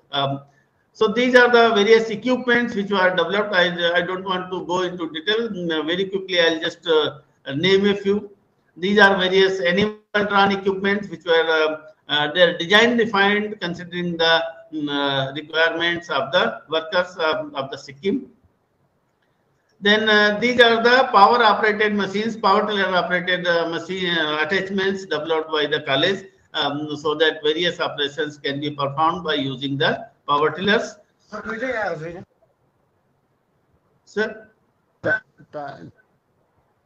Then this is the manually operated machines, that is direct seeded, direct rice seeder. Then so this is a large cardamom harvesting knife, and this is large cardamom graders. Then this is self-propelled crop residue mulchers come weeder. Then this is power tiller operated seed drill come planter, and then this is thresher. These are the. Yeah, you have to finish in 2 minutes. Possible? Yes, yes. Okay, sir. This is an important thing I just want to show, that is gravity-based rope base. So it doesn't require any additional power for operating, and it is successfully we have established this gravity-based rope, and it is operational. Then these are the portable manual mulch laying machines for hill terraces. Then these are the various greenhouse technologies, that is the polyline water harvesting tanks for the life-saving irrigation in the core of the polyhouse. This is automatic spring yield measuring device. These are the gravity-based irrigation system, rooftop rainwater harvesting systems. Then this is vertical farming for strawberry using the soilless media in polyhouse. Then there are some various this renewable energy related equipment, energy efficient improved double pot biomass cook stove, photovoltaic powered force convection solar dryer. And there are certain various processes for the processing and value addition of the pineapple has been done. Then these are the various stages. Then packaging of high value cut flowers that has been developed, and then this lemongrass plantation, and this packed essential oil, and this various stages are there. So with this, I thank the organizers, especially the DST, for providing the opportunity to introduce our college. Thank you very much, sir. Thank you very much, Professor Chauhan, College for Agriculture Engineering and Post-Harvest Technology, Central Agriculture University, Sikkim. Now, I'd like to request Professor Pulak K. Mukherjee, Director, Regional Center for Institute of Bioresources and Sustainable Development. Dr. Pulak Mukherjee, are you there? Yes, I'm there. Thank you. Yeah, thank you very much, sir. So let me give brief introduction of Professor Pulak Mukherjee. He is presently the director. He is presently the director of Institute of Bioresources and Sustainable Development, having his presence in Imphal, Gangtok, Shillong, and Aizawl. He has been working as a director of School of Natural Product Studies and Professor Olian, Department of Pharmaceutical Technology, Jadavpur University, Kolkata, India. He has made several innovative and outstanding contributions in academic research on development of bioresources, particularly on traditional medicine-inspired drug discovery from Indian medicinal plants, ethnopharmacology, and evidence-based validation of herbs used in medicine and food to make them available. He is a fellow of number of societies and have got numerous awards, which I may take a lot of time. So I'll just request Professor Mukherjee to kindly initiate his presentation. Thank you so much, sir.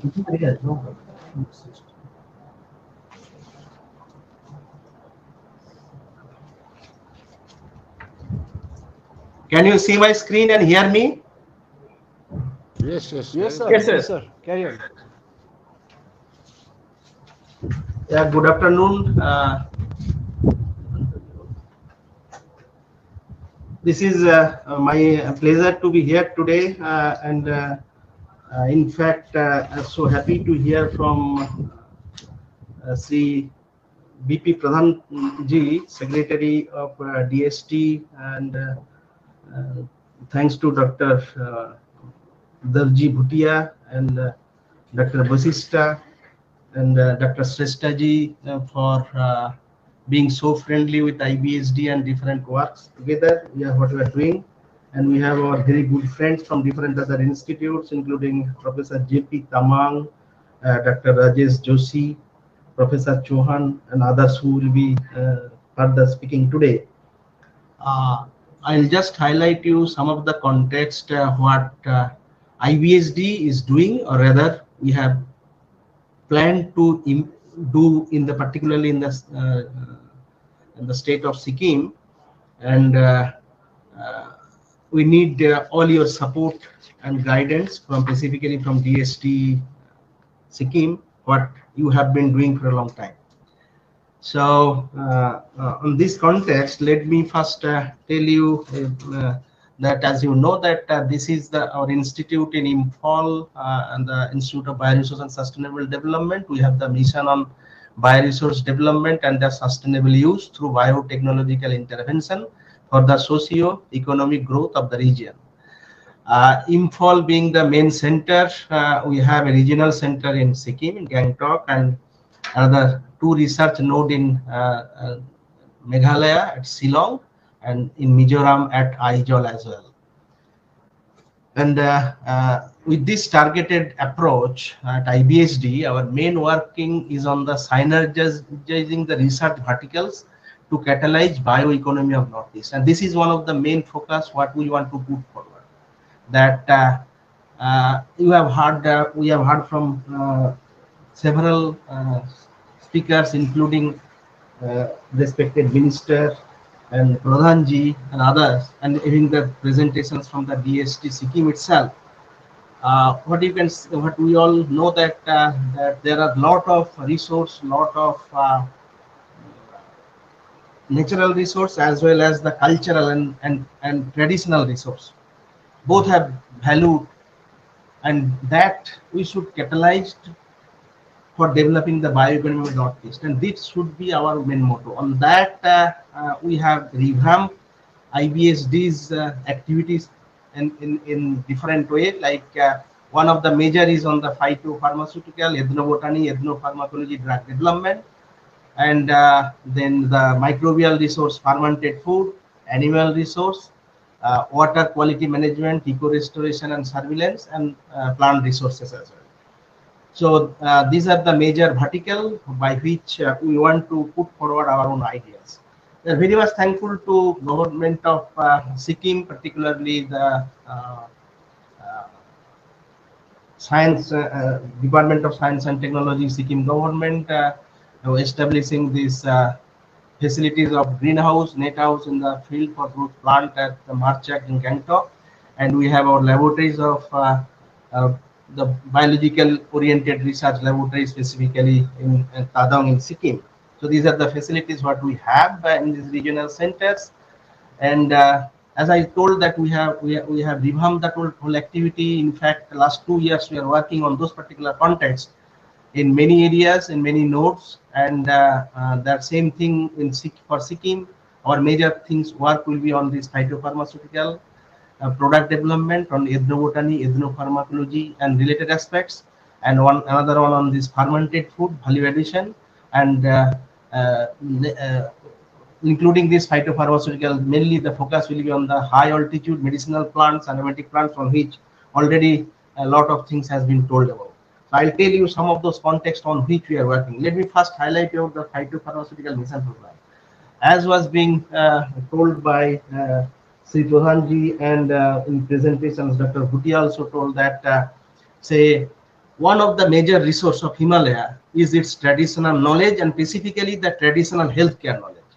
in fact, out of my experience as director in Northeastern in IBSD, what I have seen that over 40% of the populations, they are getting their treatment from this particular context of the traditional healthcare practices. And moreover, this COVID-19 situation, that time we have experienced lot many things, that the infusions and all, what I think no one is here who have not taken those infusion. An idea came from where? It came from our traditional healer friends. So the time has come that we have to give value to those ethnopharmacology and traditional health practices.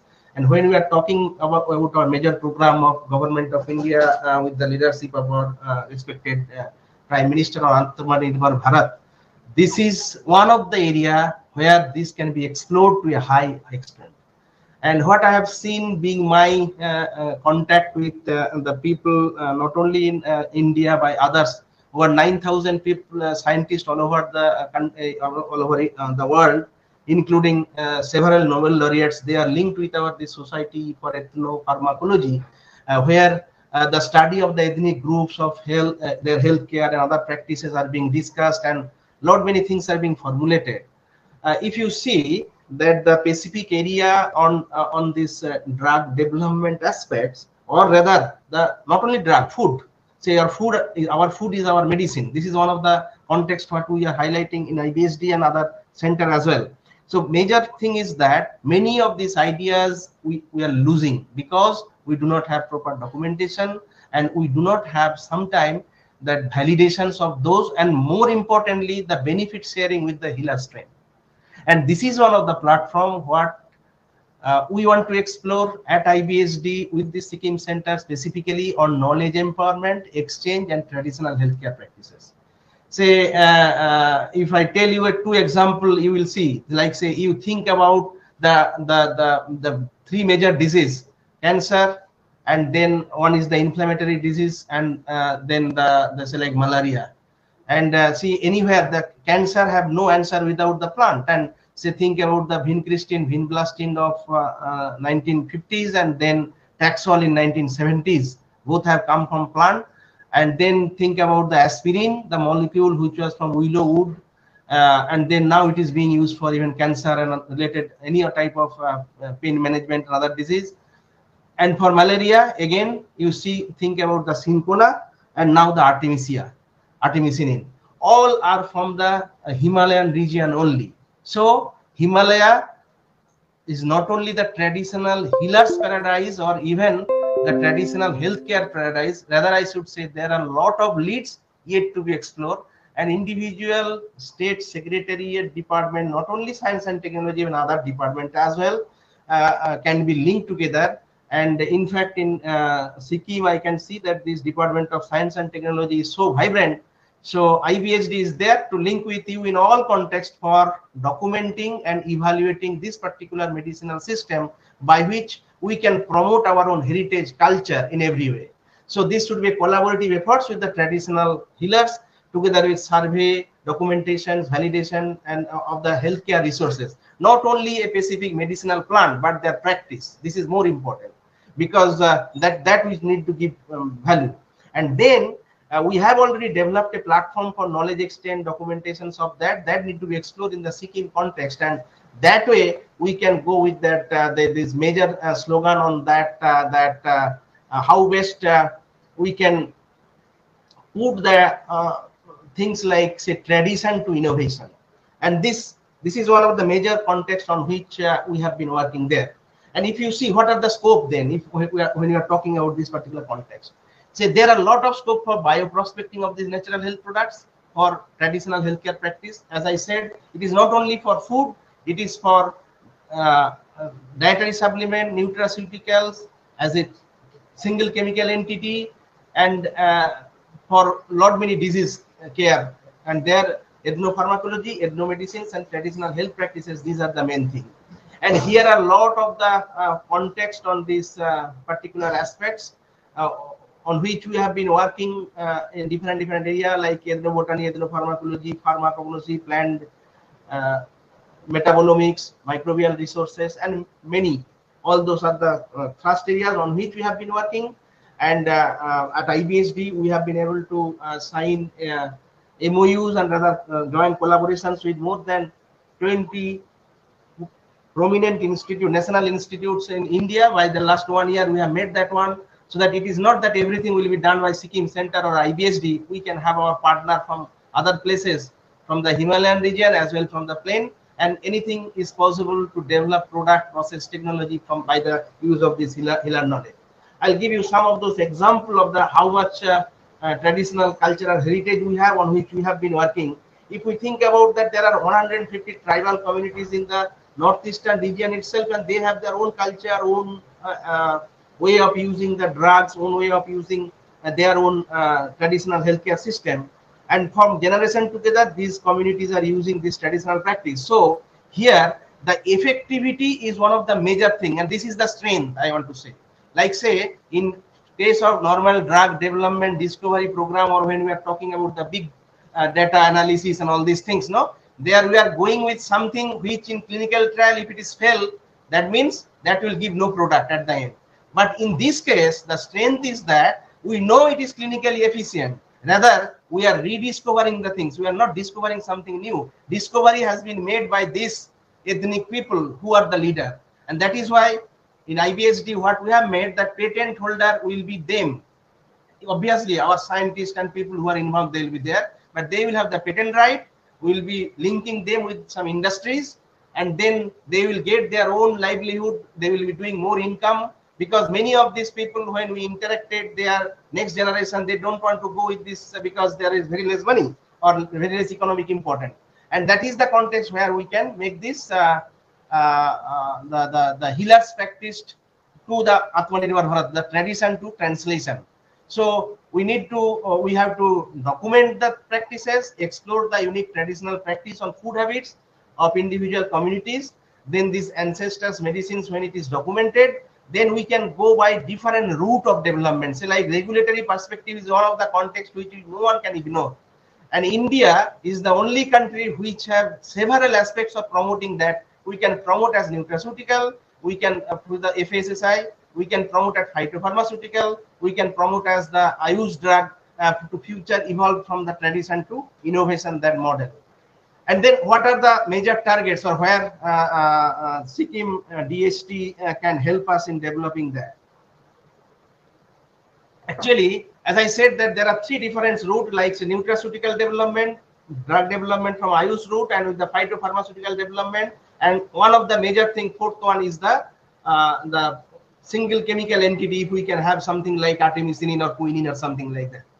Now, if we see the majority of the context, obviously we go on the synergism concept of drug development. We are not targeting a single molecule, because the single molecule is sometimes a failure and sometimes a big success. So we are not that much think we will be working on the single molecule when we have got a lot of evidences on that. First is the explore the traditional healthcare practices and the medicinal aromatic plants used in this practice, their scientific validations with translational component. There we have made some sub-program on that. And then second aspects on the value additions of this traditional knowledge, which can lead to the cause of translational and transformational research. This is one of the major contexts what we are talking about, this Atmanirbhar Bharat. And there is lot of scientific component what need to be, because I have faith on my own medicines, but the Western person, he may not. But we have to convince them. As I told, these are well studied and well clinically evaluated techniques being used by our healers friend. There is no doubt that there is no science who used to tell, because we see lot of things in our lot of forum now that people are telling something good about it. But if you see that 2 years back, people used to tell that these are all Jodi Butika research hai, bagwas hai. This I am hearing for last 30 years of my life. So on that put me a lot of challenge to take over, and we have been able to develop something on that particular context, that how best we can establish the synergistic effect of the components of the mechanistic evaluation in regard to drug discovery and development, with special reference to this Himalayan region, and here only on targeting on Sikkim region specifically. And these medicinal aromatic plants can be make a socio-economic development of the region, targeting with different other aspects, and particularly encourage the startups programs under Atmanirbhar Bharat Abhiyan. the involvement of the rural or local communities could lead to knowledge empowerment, exchange, and then we go with the ethno-entrepreneurship, and that is one of the major target what we want to. And those startup companies should be encouraged developing their own product, and at the end we should honor them, we should give them awards, and that can be put forward with the individual state government. IBSD is always there to make that. We have already started working on this particular context. And finally, we should have capacity building, training, promotion, development of this Himalayan bioresources for therapeutic evaluation, where we want to have very big laboratories, even GMP grade pilot extraction unit, and so many other things.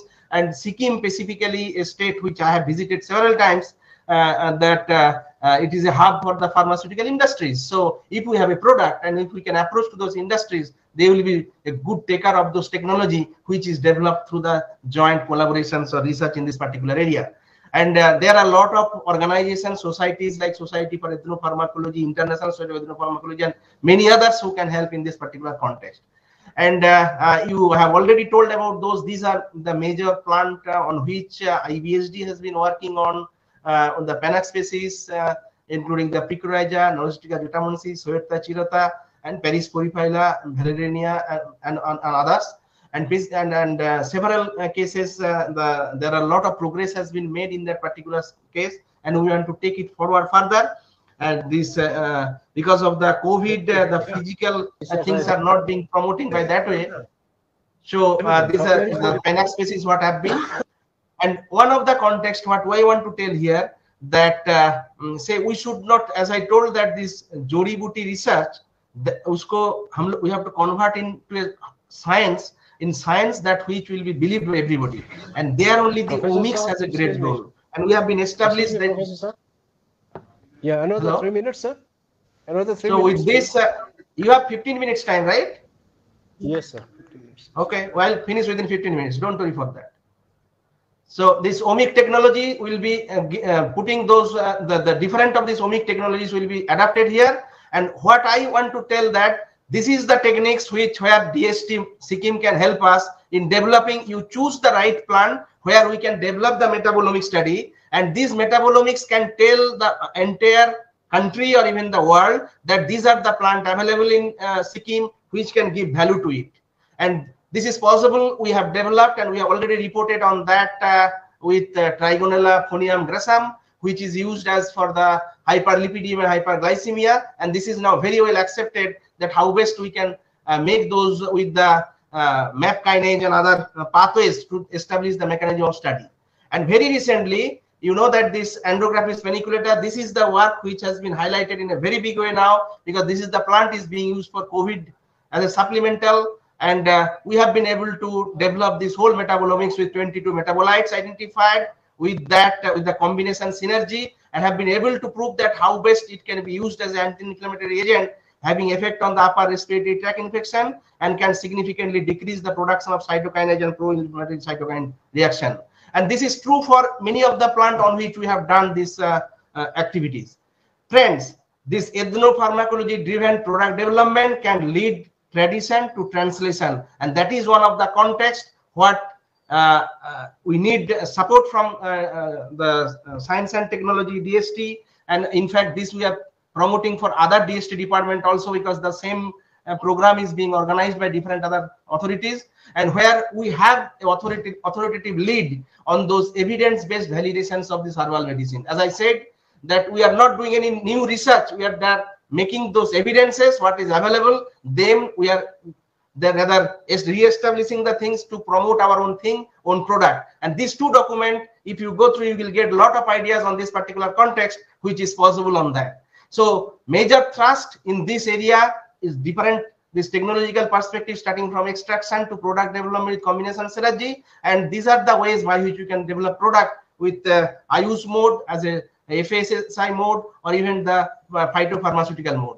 So at the end, we want to promote this ethno-entrepreneurship, and this is one of the contexts where we can explore the drugs from nature and drugs from our ancestors. And this exploring of the traditional knowledge can definitely help in the socio-economic development for exchange platform where we can share our own knowledge of science with our healers friend, and that is a traditional medicine inspired approach can help to develop this Atmanirbhar Bharat, encouraging the startup program under this particular context.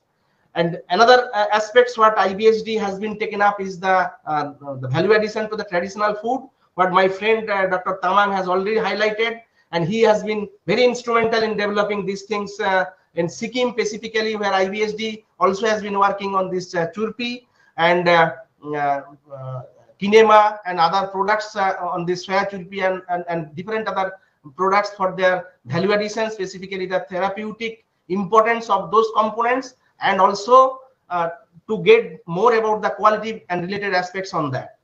And beside that, IBSD is doing a lot of outreach activities. One of the major outreach activities to highlight the potentials of the whole Himalaya region. We are organizing an international webinar series for last one and a half year on this reimagined ethnopharmacology, where even in fact we want to put one state, and we will be coming back to Dr. Bhutia, to you, to give some suggestions on this particular context to highlight the state of Sikkim. And in fact, since the COVID time, we have been developing a lot of programs at IBSD Sikkim in this particular context for highlighting the different activities of the outreach activities of the Sikkim Regional Center. And recently, we have been able to establish the genome sequencing facility of INSAGOG at Imphal, which is for the whole Northeast. And we are in contact with Dr. Pinba, who have been very, very helpful from the government of Sikkim, the Secretary of Health. And we are, so that the Sikkim sample also can be tested here for the genome sequencing, what we are already doing with from Nagaland, Mizoram, and other places. So friends, tradition to translation is our motto in all contexts. Whatever the traditional knowledge, Sikkim specifically have a lot of potentials, not only from food or medicine, or in the there are a lot of other contexts, and we can document, validate those things based on our potential. And that approaches to bioeconomy development through the bioresources of NER. And that is the vision what we have put forward, and we are working on that to strengthen multidisciplinary, interdisciplinary, and multi-stakeholder research outreach program. And here we need your own support. You please come up with some idea on that, and IBSD is there to join, and we would like to work together on this. हम सिक्किम को राज्य में जो जैव सदा के लिए will हर संभव प्रयास करेंगे और जैव सदा से जैव आर्थिक उन्नयन के लिए काम करेंगे. With this, आप सबको आजादी का अमृत महोत्सव का हार्दिक अभिनंदन, and thank you very much for giving the opportunity. So bioresources are the nature gifts. Let us promote and preserve those gifts through this with your joint collaborations with DST, Sikkim, and IBSD together. Thank you very much. Thank you very much, Dr. Pulok, Professor Pulok Mukherjee, sir. In fact, it is heartening to know that we all, you propose to have some collaborative program with Council and DST, Government of Sikkim. So we look forward to having a, consultative meeting or kind of thing, so that we can move ahead with, collaborative program. Thank you so much, sir. Now I'll request Dr. Rampal, Director, National Orchid Research Center, ICAR, Sikkim. Can you unshare your thing? Yeah. Professor Rampal, are you there, sir? Professor Rampal? Principal Scientist. Yes, I am there. Okay, please share your screen, the presentation. Got it. On the top right, if you can see, it says see share the screen. There should be an icon on the top right.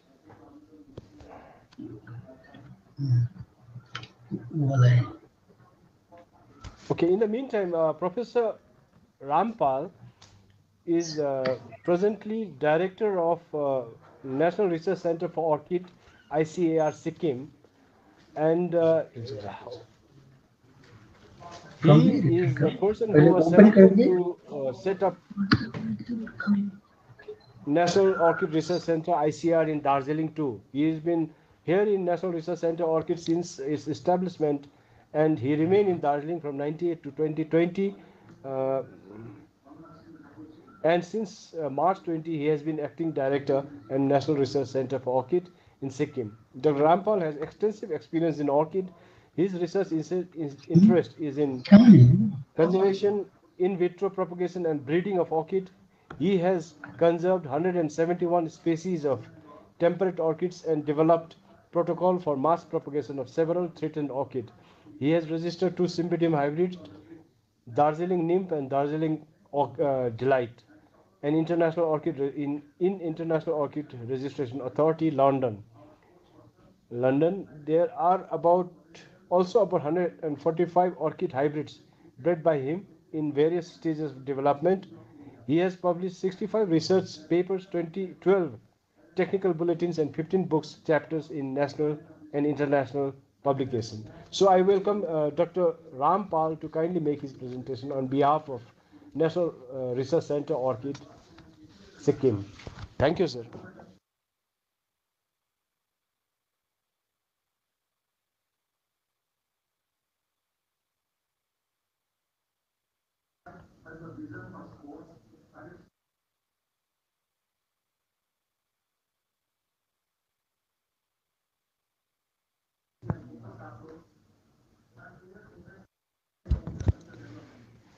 Dr. Rampal, are you having problem sharing the screen? Right. So,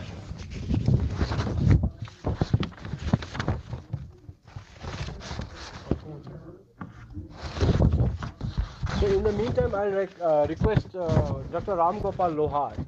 Acha, okay. Have you been able to share the screen? No.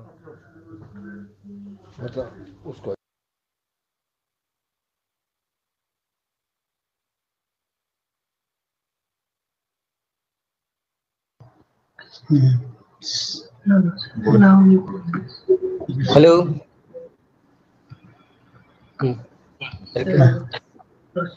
Yeah. Okay, na? Hello, sir. Am I audible, sir? Hello. Yes, sir. Please go ahead. Yes, sir. Please go ahead. Okay, thank you. Respected Secretary, Science and Technology, Mr. Pradhanji, Bhutia ji, Director, DST, Joint Director, and my dear fellow colleagues. I am about to tell about the ICAR for NRC for orchids and its role in conservation and commercialization of orchids. Mandate of ICAR applied and strategic research on conservation, improvement, and culture of orchids for enhancing productivity and utilization, transfer of technology and capacity building, holders of enhancing and sustaining productivity of orchids. Science and mission is science and technology driven development of orchid industry in the country, and vision is to research activity related to the orchid commercialization utilization. Excuse me, there is echo. Your voice is echoing. I think you from 2 devices. Your voice is echoing. Maybe you have to log out from one of the devices. All the participants, can you mute? Just 1 second. You have to Participants, all the participants are requested to mute their microphone, please. There's a lot of echo. I think echo is not from here. Echo maybe. Okay, sir. All the participants are requested to mute their microphone. Please mute your microphone. First slide. Yeah, carry on, sir. Is it slides are visible? Yes, sir. Okay. Then objectives of this institute is collect, characterize, evaluate, and utilize germplasm, develop marketable varieties for cut flowers and pot plant production, to develop refined propagation protocol for potent and medicinally commercially important orchids, to develop package of practices for cultivation of orchids, sustain and productivity quality through management of biotic and abiotic stresses, to develop appropriate pre and post harvest technologies for extending shelf life and value addition, to develop a strategic alliance with the research and technology transfer. This ICAR for NRC for orchids has 4 programs. That is, one is related to the conservation, and orchid diversity, genetic improvement of for yield, quality, and resistance to biotic and abiotic stresses, development and refinement of the production and protection technology for improvement, productivity, marketing, and utilization of orchids, improvement of knowledge and skill of stakeholders for improving production of orchids.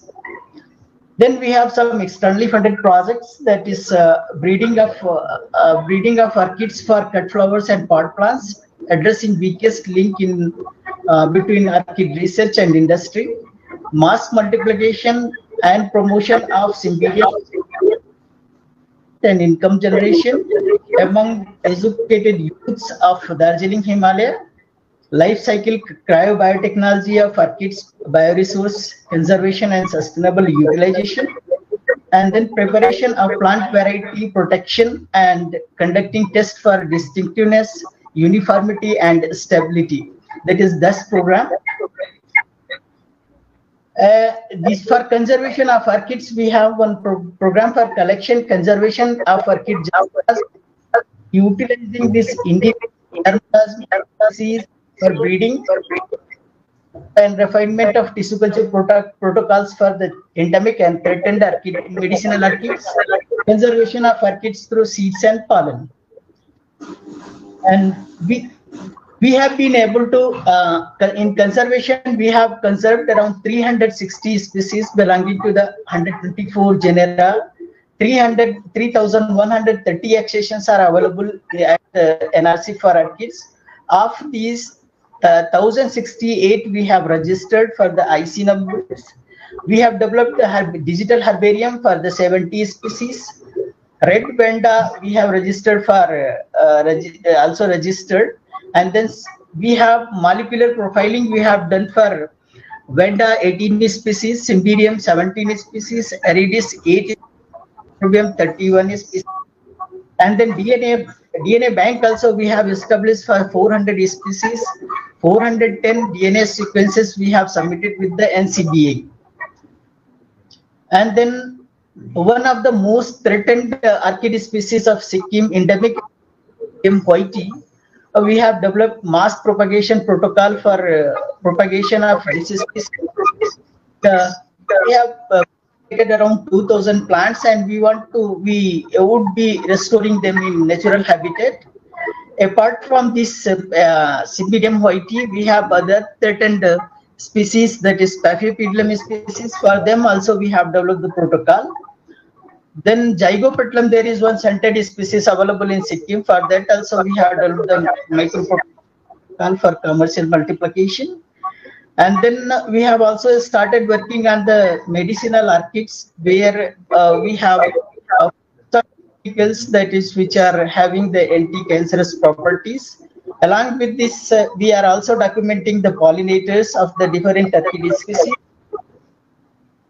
And second program, which we have genetic improvement of orchids, yield, quality, resistance, biotic and abiotic stress.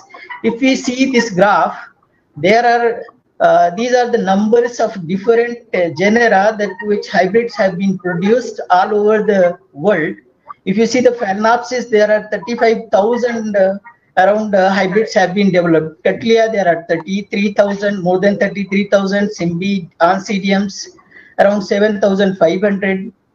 Cymbidiums around more than 16,000, Dendrobiums there are more than 13,000 hybrids have been developed. If we see the development rate of hybrids in all over the world, there are Paphiopedilums 500 to 600 hybrids every year are being developed. Similarly, Cymbidiums also 200 to 400 hybrids are being developed. Dendrobiums also 3 to 400 hybrids. Similarly, Phalaenopsis, there are more than 10 hybrids every year gets developed. This is Cymbidium hybrids which have been developed since last century, 1900 to 2017. So initially there were less development because protocols were not available. Protocols for multiplication were developed. The number of hybrids every year. In India, we have very less number of hybrids developed so far. If you see the Cymbidiums, we have only 34 hybrids. Dendrobiums only 5, Cattleya 15, Aranda 4, and intergenic hybrids. If we see altogether 60 hybrids are so far being developed from the India. At ICAR, we have identified 9 varieties of orchids for cut flowers and pot plants. Paphiopedilum, we have identified 2. Venda, we have identified 2. Phalaenopsis 1, Cymbidium 2, and we have also developed a hybrid between Phaeus tankerville and Phaeus flavus. 3 hybrids, BS Bosnet, Dendrobium V. nagaraju, Aranda Kungagwat, Aranda, and we have released, and Seetal 1 Paphiopedilum hybrids we have registered with the PPVFRA, and we have also raised around 20 intergeneric hybrids, 15 interspecific hybrids using indigenous orchid species, and about 145 crosses are at different stages of development. This is one hybrid with the Darjeeling nymph. This is cross between the Cymbidium sleeping nymph and Cymbidium lovianum. This is one clone. The other clone is from the same class we have developed. This is also for cut flowers. This is Darjeeling Delight. We have registered it as Cymbidium lovianum and Cymbidium sogal. And some more classes are in the different development stage. This is Satindal, and then this is also Chronola into Magic UV winner. These are some of the classes which are in different stages of development at the institute. These are the intergenic hybrids which we have developed. Around 20 intergenic hybrids we have developed. Same way we have also developed the interspecific hybrids.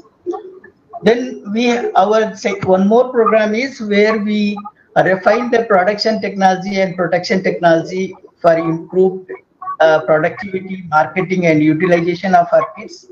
So almost all commercial genera, Cymbidium, Dendrobium, Phalaenopsis, Vanda, Jacopetalum have developed the production technology. Organic production technology also we have developed for the Cymbidiums. Here we have developed a technology where Cymbidiums can be propagated through the back bulbs. Normally, when Cymbidiums are propagated through the back bulbs, they produce only 1 or 2 shoots. But in this method, 4 to 6 plants can be produced from the single back bulb. Then Lilium also we have developed the multiplication technology that they can be propagated through scales, stem bulb blades, leaves, and stem cuttings. This is some of the parasitoids we identified for the control of scale insects for the Cymbidiums. Then micropropagation protocols we have developed for the Cymbidium orchids. This is Cymbidium orchids which we produce at NRC for orchids.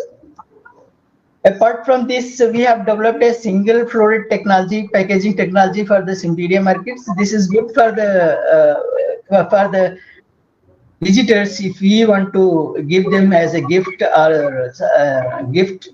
And then moreover, these sometimes when the flower spikes are not doesn't have all the flowers, missing flowers once they doesn't have any market value. So that single flowers can be used for the marketing of the Cymbidium. we have also developed the flower drying technology for the different orchids. This is also available with this. Same, we have orchid farming we have developed along with for Inthorium and some vegetables, and the Cymbidium leaves can be used for the making artifacts. And then mobile apps, we have got 4 mobile apps, that is Orchid Farming, Orchidopedia, Orchidman. Orchidman is helpful for the conservation of orchids, where you can record your passport data on mobile only. Then we are also carrying out so many stakeholder meetings, Kisan Mela Technology Week, taking our technology to the farmers. Trainings also farmers from the different states we are conducting, for the different states we are conducting. Then we have one, we had a project from the DBT where we selected 55 farmers from the different villages of the Sikkim, and made 5 groups and then multiplied the Cymbidium plantlets and gave to the farmers along with the technology for cultivation of orchids. These are the photographs that growth of the Cymbidiums in farmers' field, and then they flowered. And similarly, we are taking up these now under the SCSP, TSP, and some NABARD funded projects. We are taking up these technologies to the farmers' field. One of our farmer, that Mrs. Anuradha Chetri, she awarded with the Pandit Deepal Upadhyay Antyodaya Krasi Puruskar because of she very well in the cultivation of orchids. And then we have collaboration with some institutes, that is we have with the collaboration with Central Agriculture University, Tropical Botanical Garden, Kerala, and then and furthermore we want to strengthen the collaboration with some other institutions. These are some of the publications made by NRC for orchids. And last 5 years that Dendrobium cultivation has increased around 350 to 400 acres all over India, and Cymbidium cultivation in the Sikkim and including other northeastern states, it is 160 to 70 acres. And the import of the cut flowers has been decreased from 34.25 crores in 1516 to 15.85 crores in 1920. So the indigenous production is increasing, and import of the cut flowers is decreasing. So research gap which we have identified, there is one untapped indigenous orchid resources with huge potential of ornamental and medicinal value. And then gaps between available indigenous orchid germplasm collection and characterization and evaluation, conservation and unavailability of indigenous varieties are very less. Mass propagation protocols, reliable mass propagation protocols are not available. Sometimes they does not respond to, and production cost is increasing, so that we need to slash the production cost, and protocols for post-harvest handling for domestic and export markets are needed. Reducing production losses through management of biotic and abiotic stresses also need to be developed. And then for the next 5 years, we have planned that collection, characterization, conservation, and evaluation of trait-specific germplasm we will be collecting, and development of mass propagation protocols for endemic and threatened orchid species. We will be developing some other threatened species, and germplasm enhancement through interspecific intergeneric hybridization and pleiady induction, and then development of varieties through hybridization, selection and mutation and pleiady induction, and development of efficient ecosystem for the management of the climatic and production factors for maximizing yield and improving quality. But then reducing cost of production, that we will be survey monitoring and developing the forecasting models for disease and pest management. We will be developing diagnostic kit for the detection of orchid viruses, integrated disease and pest management, And then development of appropriate post-harvest technologies. For that, standardization of unit and bulk packaging will be studying, and enhancing the post-harvest life of orchid cut flowers for domestic and export market. And then we'll be strategic alliances with the institutions, different institutions which are engaged in research on orchids. We will be developing. This is from my side. Thank you very much for giving me opportunity to speak about ICAR and RC for orchids. Thank you very much, Dr. Rampal. Thank you. In fact, it was very good presentation, in the sense that a lot of information about orchid of Sikkim, sir. Thank you so very much. Now you can unshare your screen. And now I request Dr. Ram Gopal Loha, Principal Scientist, ICAR. Sir, Dr. Loha, are you there? ICAR. Dr. Ram Gopal Loha, are you there, sir?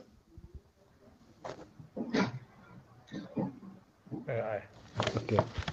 Dr. Ram Gopal Loha is a Principal Scientist and a Joint Director, ICAR Complex for Northeast Region, Sikkim Center, Tadong. He has 29 years of research experience, and 22 years he has spent in the hills, and 13 years in ICAR Barapani. He has 82 research publications, 3 books, and many other book chapters, and has been awarded total number of 6 awards so far.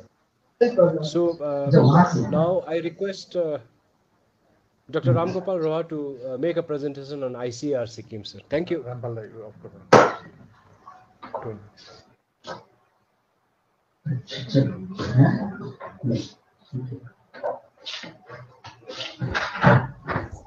Dr. Rampal, please mute your microphone. You have to unshare now. Dr. Rampal. Dr. Rampal, you have to unshare now. Unshare the volume. Mute. You can Okay.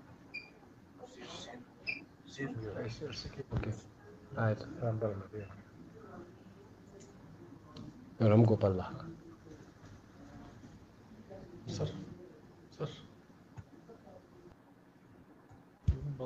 You can share your presentation. There is a icon on the top right. Yeah. Okay. Conductor. Come. Am I audible, sir? Yes, sir. Yes, sir. You are. Please share your presentation. Okay, I'm sharing, sir. Okay, sir.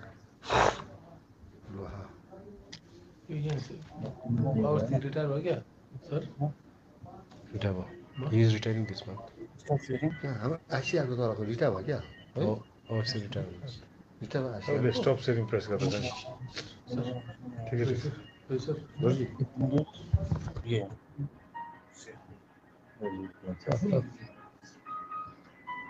Okay, na? Yes, sir. Now you can see the screen. Yes, sir. Okay. Full screen asche na. Good afternoon, sir. Honorable Director, Department of Science and Technology, Government of Sikkim, Gangtok, Chairman of the sessions, all the delegates present, audience who are attending this webinar, ladies and gentlemen. Today's topic is technological interventions of ICAR Sikkim Center to build Atmanirbhar Bharat. I am Dr. Ram Gopal Loha here, in-charge Joint Director and Principal Scientist. This lecture is as a part of Azadi Ka Amrit Mahotsav. So I would like to convey my best wishes on this occasion to all of you, and it is as a part of Vigyan Utsav STI ecosystem for Atmanirbhar Bharat. So Atmanirbhar Bharat, it is a very, the term indicates that we have to be self-dependent, and without the production, without the income generation of the farmers, it cannot be possible. So ICAR Sikkim Center how they can contribute to build the Atmanirbhar Bharat, and what are the technologies available with them, means with us, that I am just going to brief. So our ICAR Sikkim Center established on October 11, 1976. Location is Tadong. It is 1450 above mean sea level, and total area almost 50 acres. So ICAR Sikkim Center is a regional center which is under the ICAR Research Complex for NEH region, Umiam, Meghalaya. And this center is having one Krishi Vigyan Kendra through which technologies are disseminated, and that is established in March 31, 1982. Location is Marchak, Ranipal. So the mandate of our center is to improve and develop sustainable farming systems for different agroclimatic and socio-economic conditions of the region, to improve crops, livestock, fishery, and to impart training for development of local competence for management of resources to enhance agricultural productivity, to maintain and analyze project database resources for perspective planning, to collaborative with the state departments of the region for testing and promotion of improved farming technologies, to act as a repository of information on different farming systems of the region, to collaborate with national and international agencies in achieving the above objectives, and to collaborate with others. And as you know, after the visit of our Honorable Prime Minister during the year 2016, our center is going to be upgraded to the Organic Farming Institute. Accordingly, we have changed our mandate towards the organic farming, and that includes undertake basic and strategic research to develop resource efficient, economically and environmentally viable, sustainable organic production systems for different agroecological regions of the country by developing new concepts and farmer-friendly approaches of organic crop production. Develop sustainable integrated organic farming system models for different agroclimatic and socio-economic situations of the country. Monitoring and assessment of impact of organic management practices on biodiversity, soil quality, environment and climate change in agriculture. Coordinate national organic farming research, provide policy advisories and consultancy services, serve as Center for Excellence on Organic Farming. So what are the technologies available with us, and what are the technologies that we are using for improvement of the farming community? That is agro technologies for increasing cropping intensity and productivity, efficient soil and water management practices for enhancing crop and water productivity, research on generation of organic farming production technologies for important crops of NEH region, carbon and nutrient dynamics in different land use systems, development of package and practices of important temperature and subtropical fruit crops, effect of hand pollination and partial protection on yield attributes of kiwi fruit, year-round organic vegetable production, organic fodder production, organic nutrient management, biochar technology. Your slide is not moving. Could you please move your slides? Slides is not moving. Slide is not moving. Okay, sir. I'm trying. Slide is not moving. Is it moving now? Is it moving now, sir? Hello, sir. Is it moving? No, no. It is moving. It is not moving. Resume slideshow.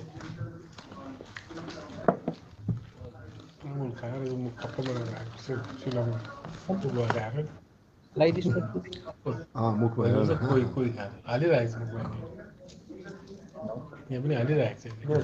Now it is moving, sir. Yes, sir. Yes, sir. Moving now. Yes, sir. Yes. Okay. Sir. You have to finish in 10 minutes now, I think, sir. Okay. Okay. No problem, sir. So biochar technology, organic insect, characterization of Tibetan sheep, scientific backyard poultry, scientific pig production, cluster frontline demonstration, organic seed production, organic crop varieties released for organic farming, low-cost water harvesting, integrated farming system, integrated organic farming system, and technology demonstration. So these are some of the outsources from where we are getting the funding, and this is the general rain pattern. And this slide is important because comparison of productivity of major crops before and after declaration of organic state. So somewhere we have found increased production in case of rice, maize, and somewhere we have found the decreased production. So yield gap, this is one of the main thing that technology when adopted by the farmers, there was a gap in the less production, but when we have done in our farm, that was increased production. In case of rice, as per example, there are yield gap 16 quintal per hectare. There was the gap, and that is about 45.85%. So in that way, it is going on different crops and in the different location.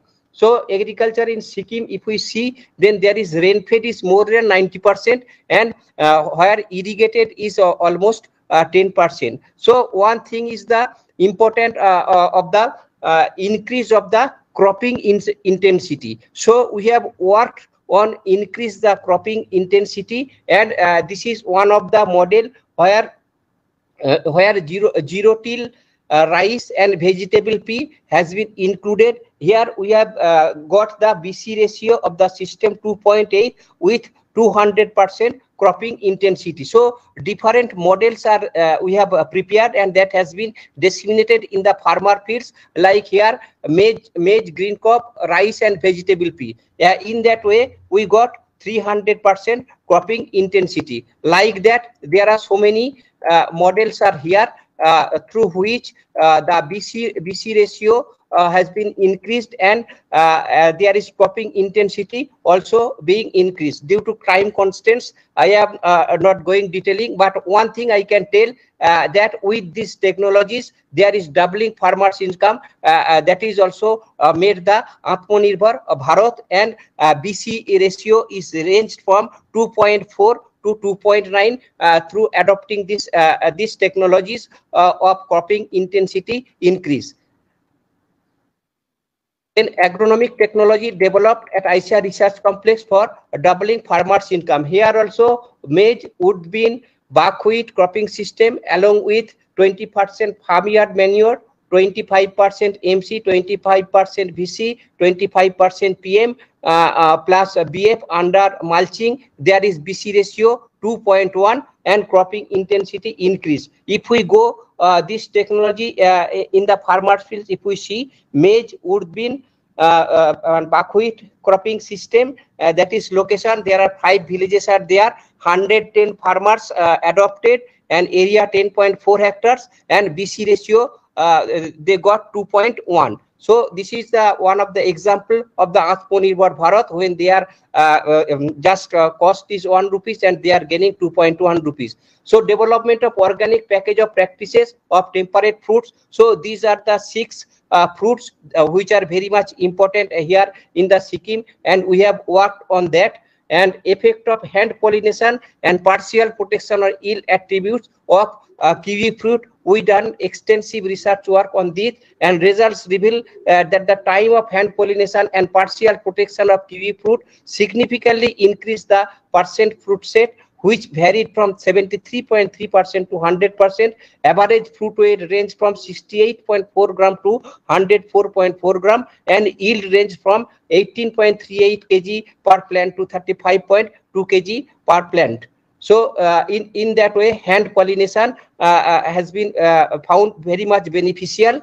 And then one of the thing that is also increase the production, that is low cost plastic tunnels and rain shelter. This is our own technology. Here you can see that how ICAR Tadong they have developed this low cost plastic tunnels, broccoli, spinach, coriander, broccoli, coriander. In these sequences, we got BC ratio 5.2. And in the farmer fields also, we got a very nice BC ratio range from 4.6 to 4.9. And yield gap means that is with the adoption of this technology, there was increase in the production 11.0 to 12.1 tons per hectare. And yield potential of low-cost plastic tunnels. As per example, in the plastic tunnels, when open condition given 1.5 to 2.5 kg per square meter, in the tunnel system, broccoli that have given 4 to 5 kg. So construction of low cost. So here the economics is there. Almost 10,000 rupees can be just to prepare this one, and net construction cost per square meter is almost 89.50.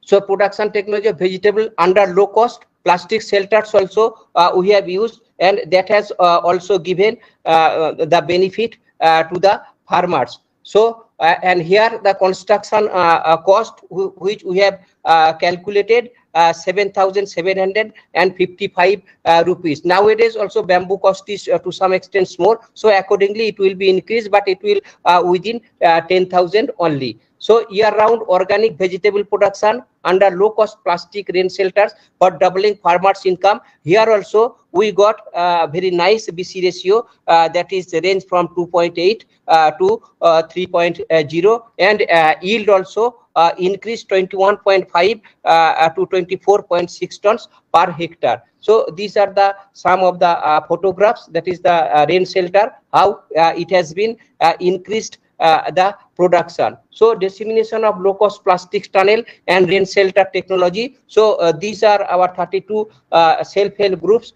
They were benefited through this technology. And effect of organic nutrient management package on production of large cardamom. Here also we did some work, as large cardamom is one of the main things here at Sikkim. And organic nutrient management, as the soil of the northeastern is mostly in the acidic. So through this technology, farmyard manure, partial rotten farmyard manure, goat manure, poultry manure, vermicompost and phosphocompost, we have increased the pH of the particular soils of this region. These are the technologies that has been adopted and that has been created by our institute. And organic fodder productions also we are doing. And another angle is the production of gin manure. One crop of dhoincha capable of accumulation of 4 to 5 tons per hectare of dry biomass, and 100 to 120 kg nitrogen per hectare, 25 to 30 kg per hectare, and 130 to 140 kg potassium per hectare in 45 to 60 days. So this technology is also very much useful, keeping in view of the organic farming. And vermicompost, that is also coming from the byproduct of our animals. And biochar, that is also one of the main thing that can maintain the soil acidic to soil alkali, and pH will be increased. And biochar technology also we are using, and these are the different methods for organic insect managements. I am not going detailed due to time constraints. And organic plant diseases, we are having technology that can be adopted, and farmers are also adopting. And we have demonstrated the pulses in the field also. So there also we have got the BC ratio 2.11, and there is frontline demonstrations also we have done here in the 35 numbers of progressive farmers.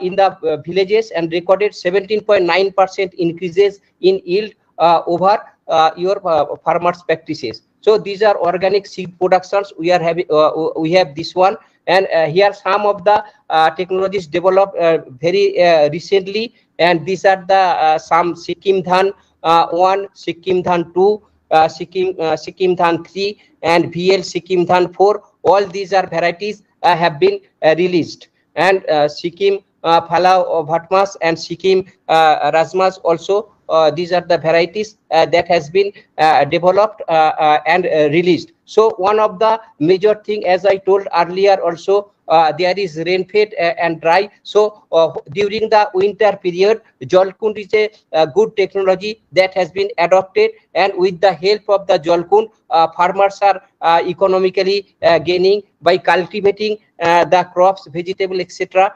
During the winter seasons, and they can get very nice return after adopting this technology. So we are having the poultry seed project, as I told, and during the last 5 years. Time. You can please see the time. Bonoraja bird, that is also a technology that is adopted. Scientific feed production, very nicely they have adopted and gaining and going towards Atmanirbhar Bharat. One of our farmers, and another one, sir, that is the integrated organic farming system. So where various farming systems has been integrated and organically, and it is a very nice model. I would like to invite all of you, please visit our farm and see this organic integrated farming system. So as there is time constraints, I am not going much more. So training, we have organized training throughout, not only Northeast, but outside the Northeast they are coming, and tribal supply through which farmers are very much benefited. And these are the some of the photographs and input support we are giving as far as possible to our farmers. We have, these are the publications of us, our success story in our websites, and this farmer Madhu Tiwari got the award, and she earns 3 to 4 lakhs rupees per year by your rearing of Bonoraja. Then Swachh Bharat Mission. Then we are Mera Gaurav. We have generated revenue 68 lakhs 87,000 during 17-18. Nowadays it has increased much more. One handbook of organic crop production in Sikkim were released by Honorable Chief Minister Sri Pawan Chamling sir in the August 15. And one of the book that is Transforming Rural Sikkim, year-round organic crop production, has been released by our Honorable Prime Minister during his visit to this state. And thank you for your kind patience. Here also Mahindra Samriddhi India Agri Award has been backed by Miss Pinky Lepcha. So we would congratulate all the awardees, and thank you very much, sir, for giving us the opportunity to share our experience. And definitely ICAR Sikkim Center will contribute and has already been contributed to build the Atmanirbhar Bharat. Thank you. Thanks. I wish each and everyone's good health. Thank you very much. Thank you very much, Dr. Laha. In fact, we are short of time, but I have requested NIC to now extend time for another half an hour. So we have, I think the program will go until 2:30. So request to Dr. Datta Saab and the team there in Delhi to kindly, reschedule your timing so that you can attend our meeting. Now there's in this series of presentation, there's one last presentation from Dr. Asish Sharma. He is a director of Sikkim Manipal University. Dr. Asish Sharma has more than 30 publications in index journals. He has produced 2 PhD students, PhD scholars, and he has been granted two patents granted to him. He was awarded TMA Excellence Award, the highest award of Sikkim Manipal University, and also awarded Eminent Director of Leading Institute in the country by Competition Success Review magazine. Currently, he is the director of Sikkim Manipal University, which looks after Sikkim Manipal Institute of Technology and Sikkim Manipal Institute of Medical Sciences. Now I request Dr. Asish Sharma to kindly make a presentation. I have 15 minutes sharp for you. Dr. Asish, are you there?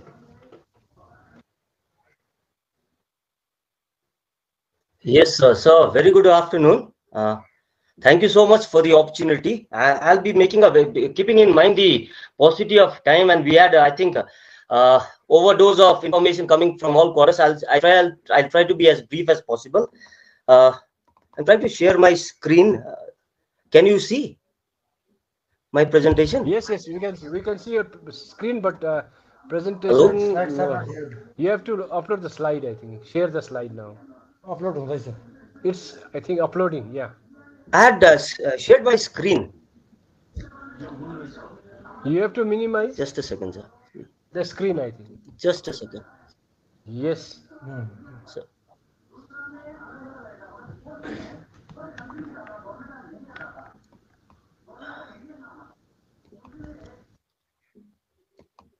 now is it visible, sir?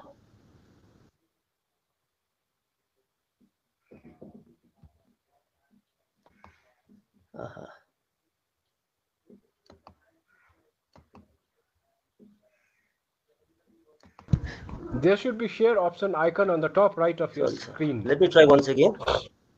Yes. Yes. That is there. I'm sharing my screen. Share audio system, entire screen. This is what I've done. Share slide. Go for share slide. Okay. Oh, sorry.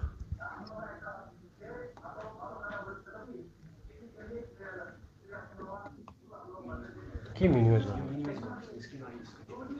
Sorry. कैसे minimize Anyways, so what I'll do now, I'll just go through my slide. You have to minimize this full screen. Okay. Then I think, yeah. Yes. Okay. Now you can see? Yeah. Yes. Yeah, we can see your slide. We can hear you. Okay. Thank you. Oh, thank you so much. So, ladies and gentlemen, so sorry for the brief because I'm not very much acclimatized to this your NIC app. Anyways, respected secretary, DST, director, and other officials, and other eminent speakers who have spoken before me. Thank you so much for the invite. As being the last speaker, I will try to maybe not extend your lunch hour by too much, but I'll be trying to be brief as well as present to you what we've been doing. So as Dorji sir mentioned that I am the director of Sikkim Manipal Institute of Technology. We are the constituent college of Sikkim Manipal University. So I'll try to specify things what we are doing for this innovation and incubation ecosystem in the state and for the Northeast as a whole.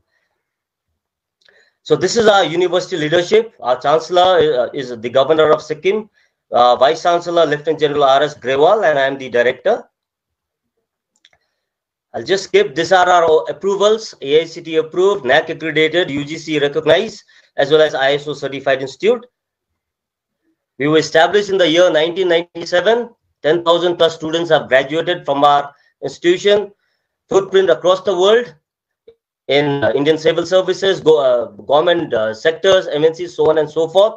And special mention is we have a Guinness Book of World Record holder who is our alumni, and our first lady pilot of the Indian Navy also happens to be our student from mechanical engineering. So what we've been doing here is, as you all know, that we've set up this Atal Incubation Center. This is a special purpose vehicle and is a Section 8 company.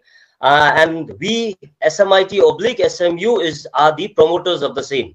So we've got a total grant of about 8 crore from the Niti Aayog to set up this Atal Incubation Center. And in this incubation center, presently there are 40 companies incubated, registered, or accelerated at Atal Incubation Center. And interestingly, we've also hosted the East Zone of the Entrepreneurship World Cup, which is sponsored by the Prince of Dubai. So we have actually hosted this international event in our campus. So what exactly Atal Incubation Center provides? So for the incubatees, we have an intensive 20-week incubation program. This is to ensure that the startups suffer minimum risk of failure. As you know, the percentage of successful startups is very, very less. I'm in fact ashamed to say, give the exact percentage also. That being the case, but everybody is into the startup wave. Everybody wants to be a CEO of a startup. And so this Atal Incubation Center tries to give this risk-free environment to the incubatee. So in his journey towards incubation and launch and the acceleration of a startup.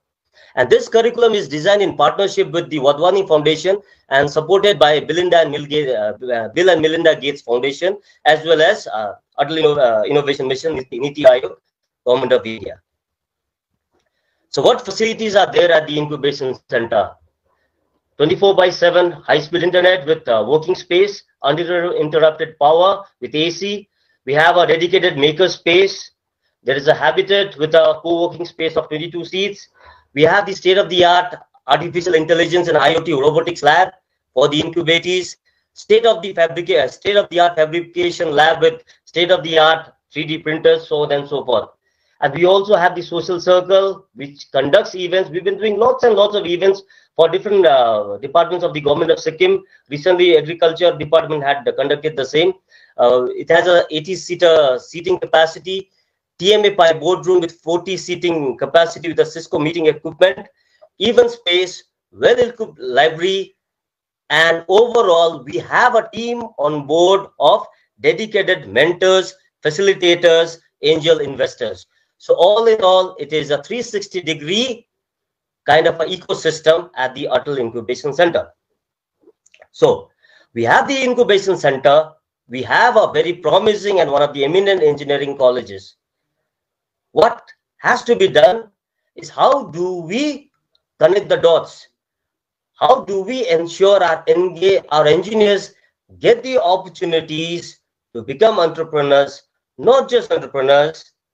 First, how do we ensure our students become creative? So from creativity to innovation and incubation, how do we build up an ecosystem in a 35-acre campus that is in SMIT Manejar? So this is what we have done in our curriculum. In the very first year itself, we are exposing our BTech students to something called a tinkering lab. This tinkering lab offers hands-on on different systems and equipments. Even a simple thing like a bicycle can be disassembled and reassembled. We have washing machines, freeze, refrigerators, so on and so forth. So basically, our students are given the opportunity, because if you see, today's engineers needs to become more and more hands-on. So in order to do that, we first expose the students to the different gadgets, then slowly scale them up. Then we conduct and we demonstrate RC cars, drones, robots, car engines, etc. and etc. Now, once the students, their curiosity, they have got more hands-on feel and their curiosities arose, then we have around 26 clubs for social, technical, extracurricular and co-curricular activities, like your AI club, open source club, CAD club, decoders club, even a Formula 1 club is also there. And how do we supplement and further upgrade the students' knowledge? We conduct an annual technical fest called Take a Distra, number of events like hackathons, drone, Arduino, robotics workshops, so on and so forth. And the students whom, after we have screened the initial batch of the student projects, what we do is we introduce them to our institution's Innovation Council, oblique the pre-incubation center. We have a pre-incubation center apart from AIC in the campus, where we give some kind of a seed money to the students and the faculty in charge. Not just seed money, we encourage the students to go out to IIT Kanpur, they have participated, IIT Mumbai, they have participated in different contests and all. And basically, once the students gets introduced to do such forums, starts networking and having introduced his ideas to his peer group and the advisors from our institutes, then we scale them up after they have pre-incubated successfully. Then we introduce them to the Atal Incubation Center, like I said, funded by Niti Aayog. So currently, as on date, out of 40 incubatees there, around 15 are our own existing or passed out students. Apart from this, in the 7th semester, we have introduced an open elective, which is offered by Department of Management, and it is again mentored by the AIC and AIIC. So there we are having a pool of mentors, speakers, and adjunct faculty, the industry experts, who are coming and teaching our students the basic tenets of entrepreneurship. So thereby, if the student is further interested, he can again make his door to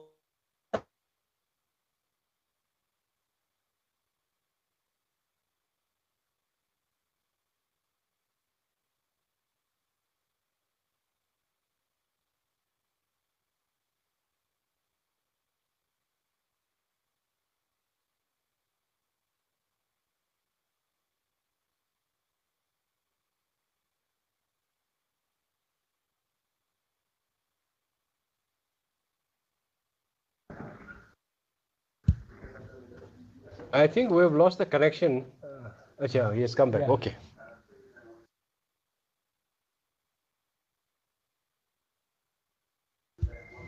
You are not audible. You have to switch on your audio, I think.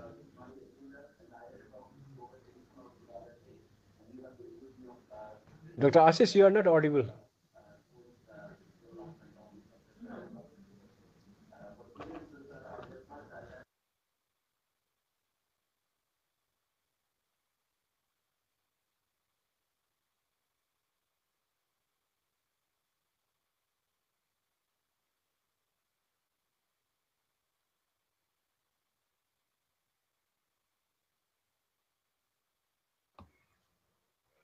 Hello? Yes, we can hear you, but I Hello? think you have to share your screen now. We can hear you. So which part you missed out? I think I can skip those pictures only over there. Yes. Please share your slides.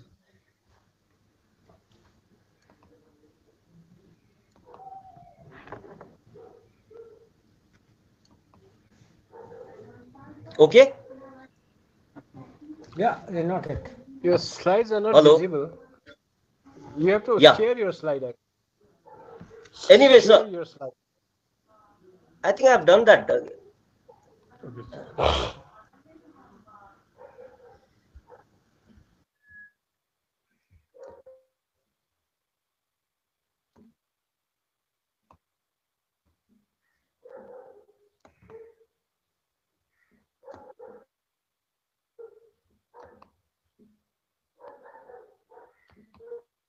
Okay? Yeah, I think Hello? it's taking time uploading. I think maybe the internet speed, maybe, Hello? connectivity.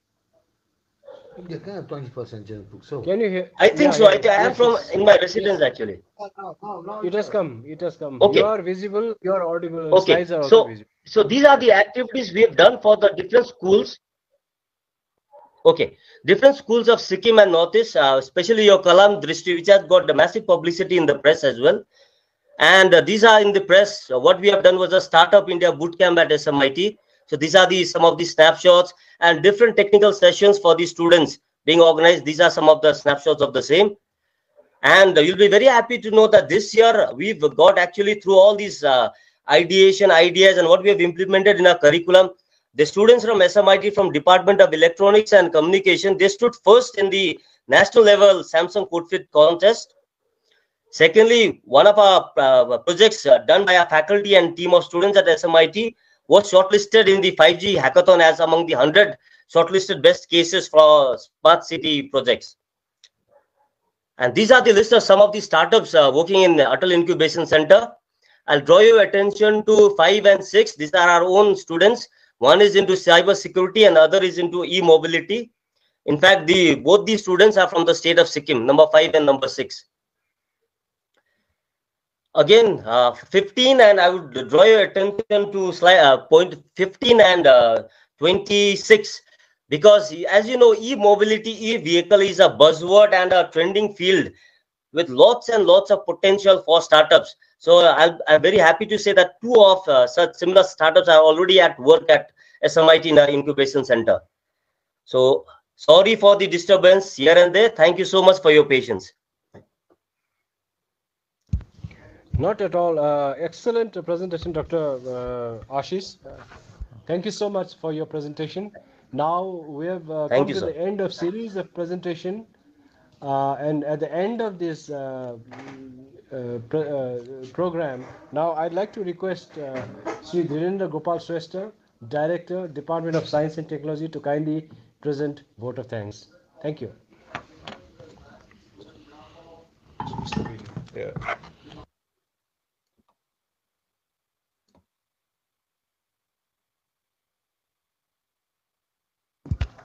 It's a great privilege for me to propose vote of thanks on this national event being hosted by State Council of Science and Technology. First of all, I would like to thank Department of Science and Technology, Government of India, for having allowed State Council of Science and Technology, Sikkim, to host in the celebration of Bigyan Utsav under the theme STI ecosystem for Atmanirbhar Bharat as a part of Azadi Ka Amrit Mahotsav. During our inaugural function, we had the presence of Honorable Minister of Science and Technology, Sri Loday sir. I would like to thank him for sparing his valuable time despite his busy schedule. We have been getting constant support, and we would certainly look for constant support for our progress and development in the state.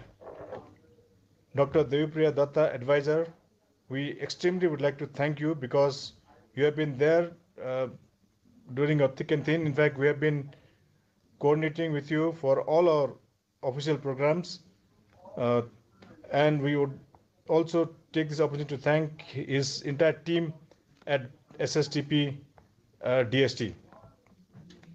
Thanks to my Secretary Sir, Sri Prakash Pradhan, who has recently joined, and after his joining, we have geared up to take up higher, bigger challenges. In fact, number of new programs have also been initiated.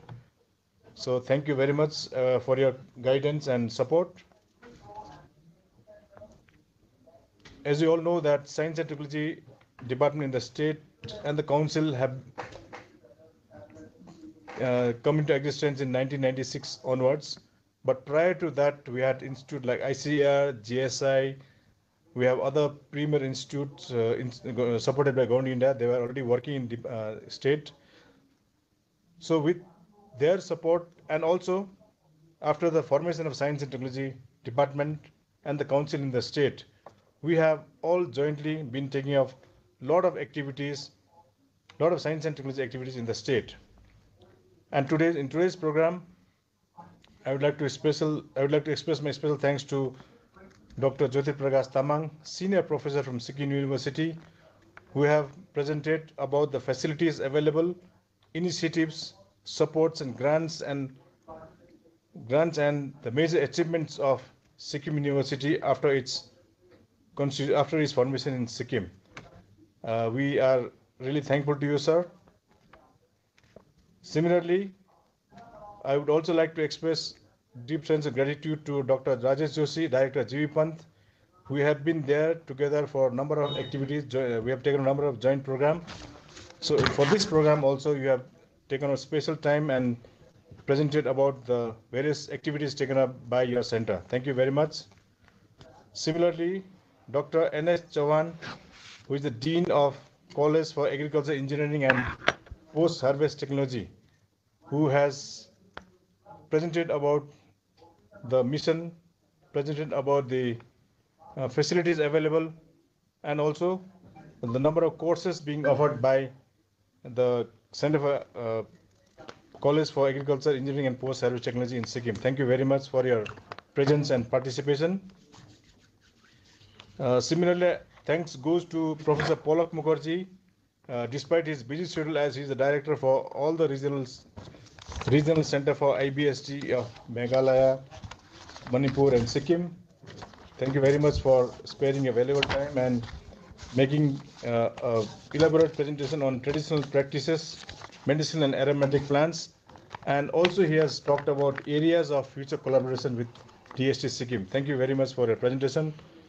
Thanks to Dr. Rampal, Principal Scientist from NRC Orchid, who has presented about the mandate, about the mission and vision and projects and number of projects being undertaken, and he has also been able to present about the significant achievements that they have achieved within very short period of time. Thank you very much to Dr. Rampal and his team.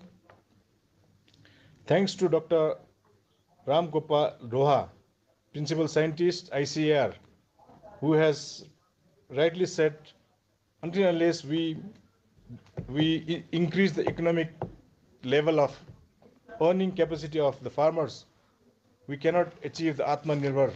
So he has rightly said, in that line, he has presented about the activities presented by ICAR in Sikkim. Thank you very much to Dr. Ram Gopal and his team. Thanks are also due to Dr. Asish Sharma, who has presented about the latest facilities and courses being offered by SMIT.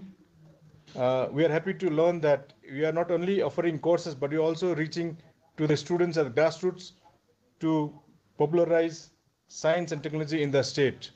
And we would like to congratulate for major achievements that your students have recently got. Thank you very much, Dr. Asish. Thanks are also due to member secretaries and all the viewers from different states of India, since this is a national program and it is being viewed by, we know that it's being viewed by all the state councils of different states in India. Thank you very much. Thanks are also due to all the NGOs, researchers and other viewers for having spared their valuable time to participate and witness the program being hosted by State Council of Science and Technology. I would fail in my duty if I do not thank my own colleague, Mr. Dorji Thinle, Director of Science and Technology, Mr. Suman Thapa, Additional Director of Science and Technology, for their effort to make this event possible, because they have been working hard to coordinate with all the STI institutions in Sikkim to make this program happen very successfully. Last but not the least, thanks goes to NIC for making us this facility available to relay this program uninterrupted throughout the country. And thank you so much. Thank you very much, Dr. DG Shrestha, sir, Director of Science and Technology. Now we have come to an end of this very important program of this first month of celebration of Azadi Ka Amrit Mahotsav with the theme of STI institutions in the state of level. I hope everybody was, everybody benefited from the information coming from different institutions in the state of Sikkim. Now we have come to this program. We could not show the film because of time constraint. We asked for additional half an hour to NIC and they readily agreed to it. Thank you very much, NIC, for the same. Now maybe we will be able to show this same film maybe during next month program. With all humility, I declare the program closed. Thank you so much. Thank you very much, sir. Okay. Thank you. Thank you, sir. Thank you. Thank you.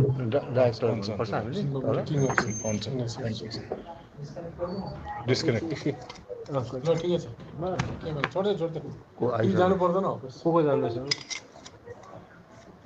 Delhi को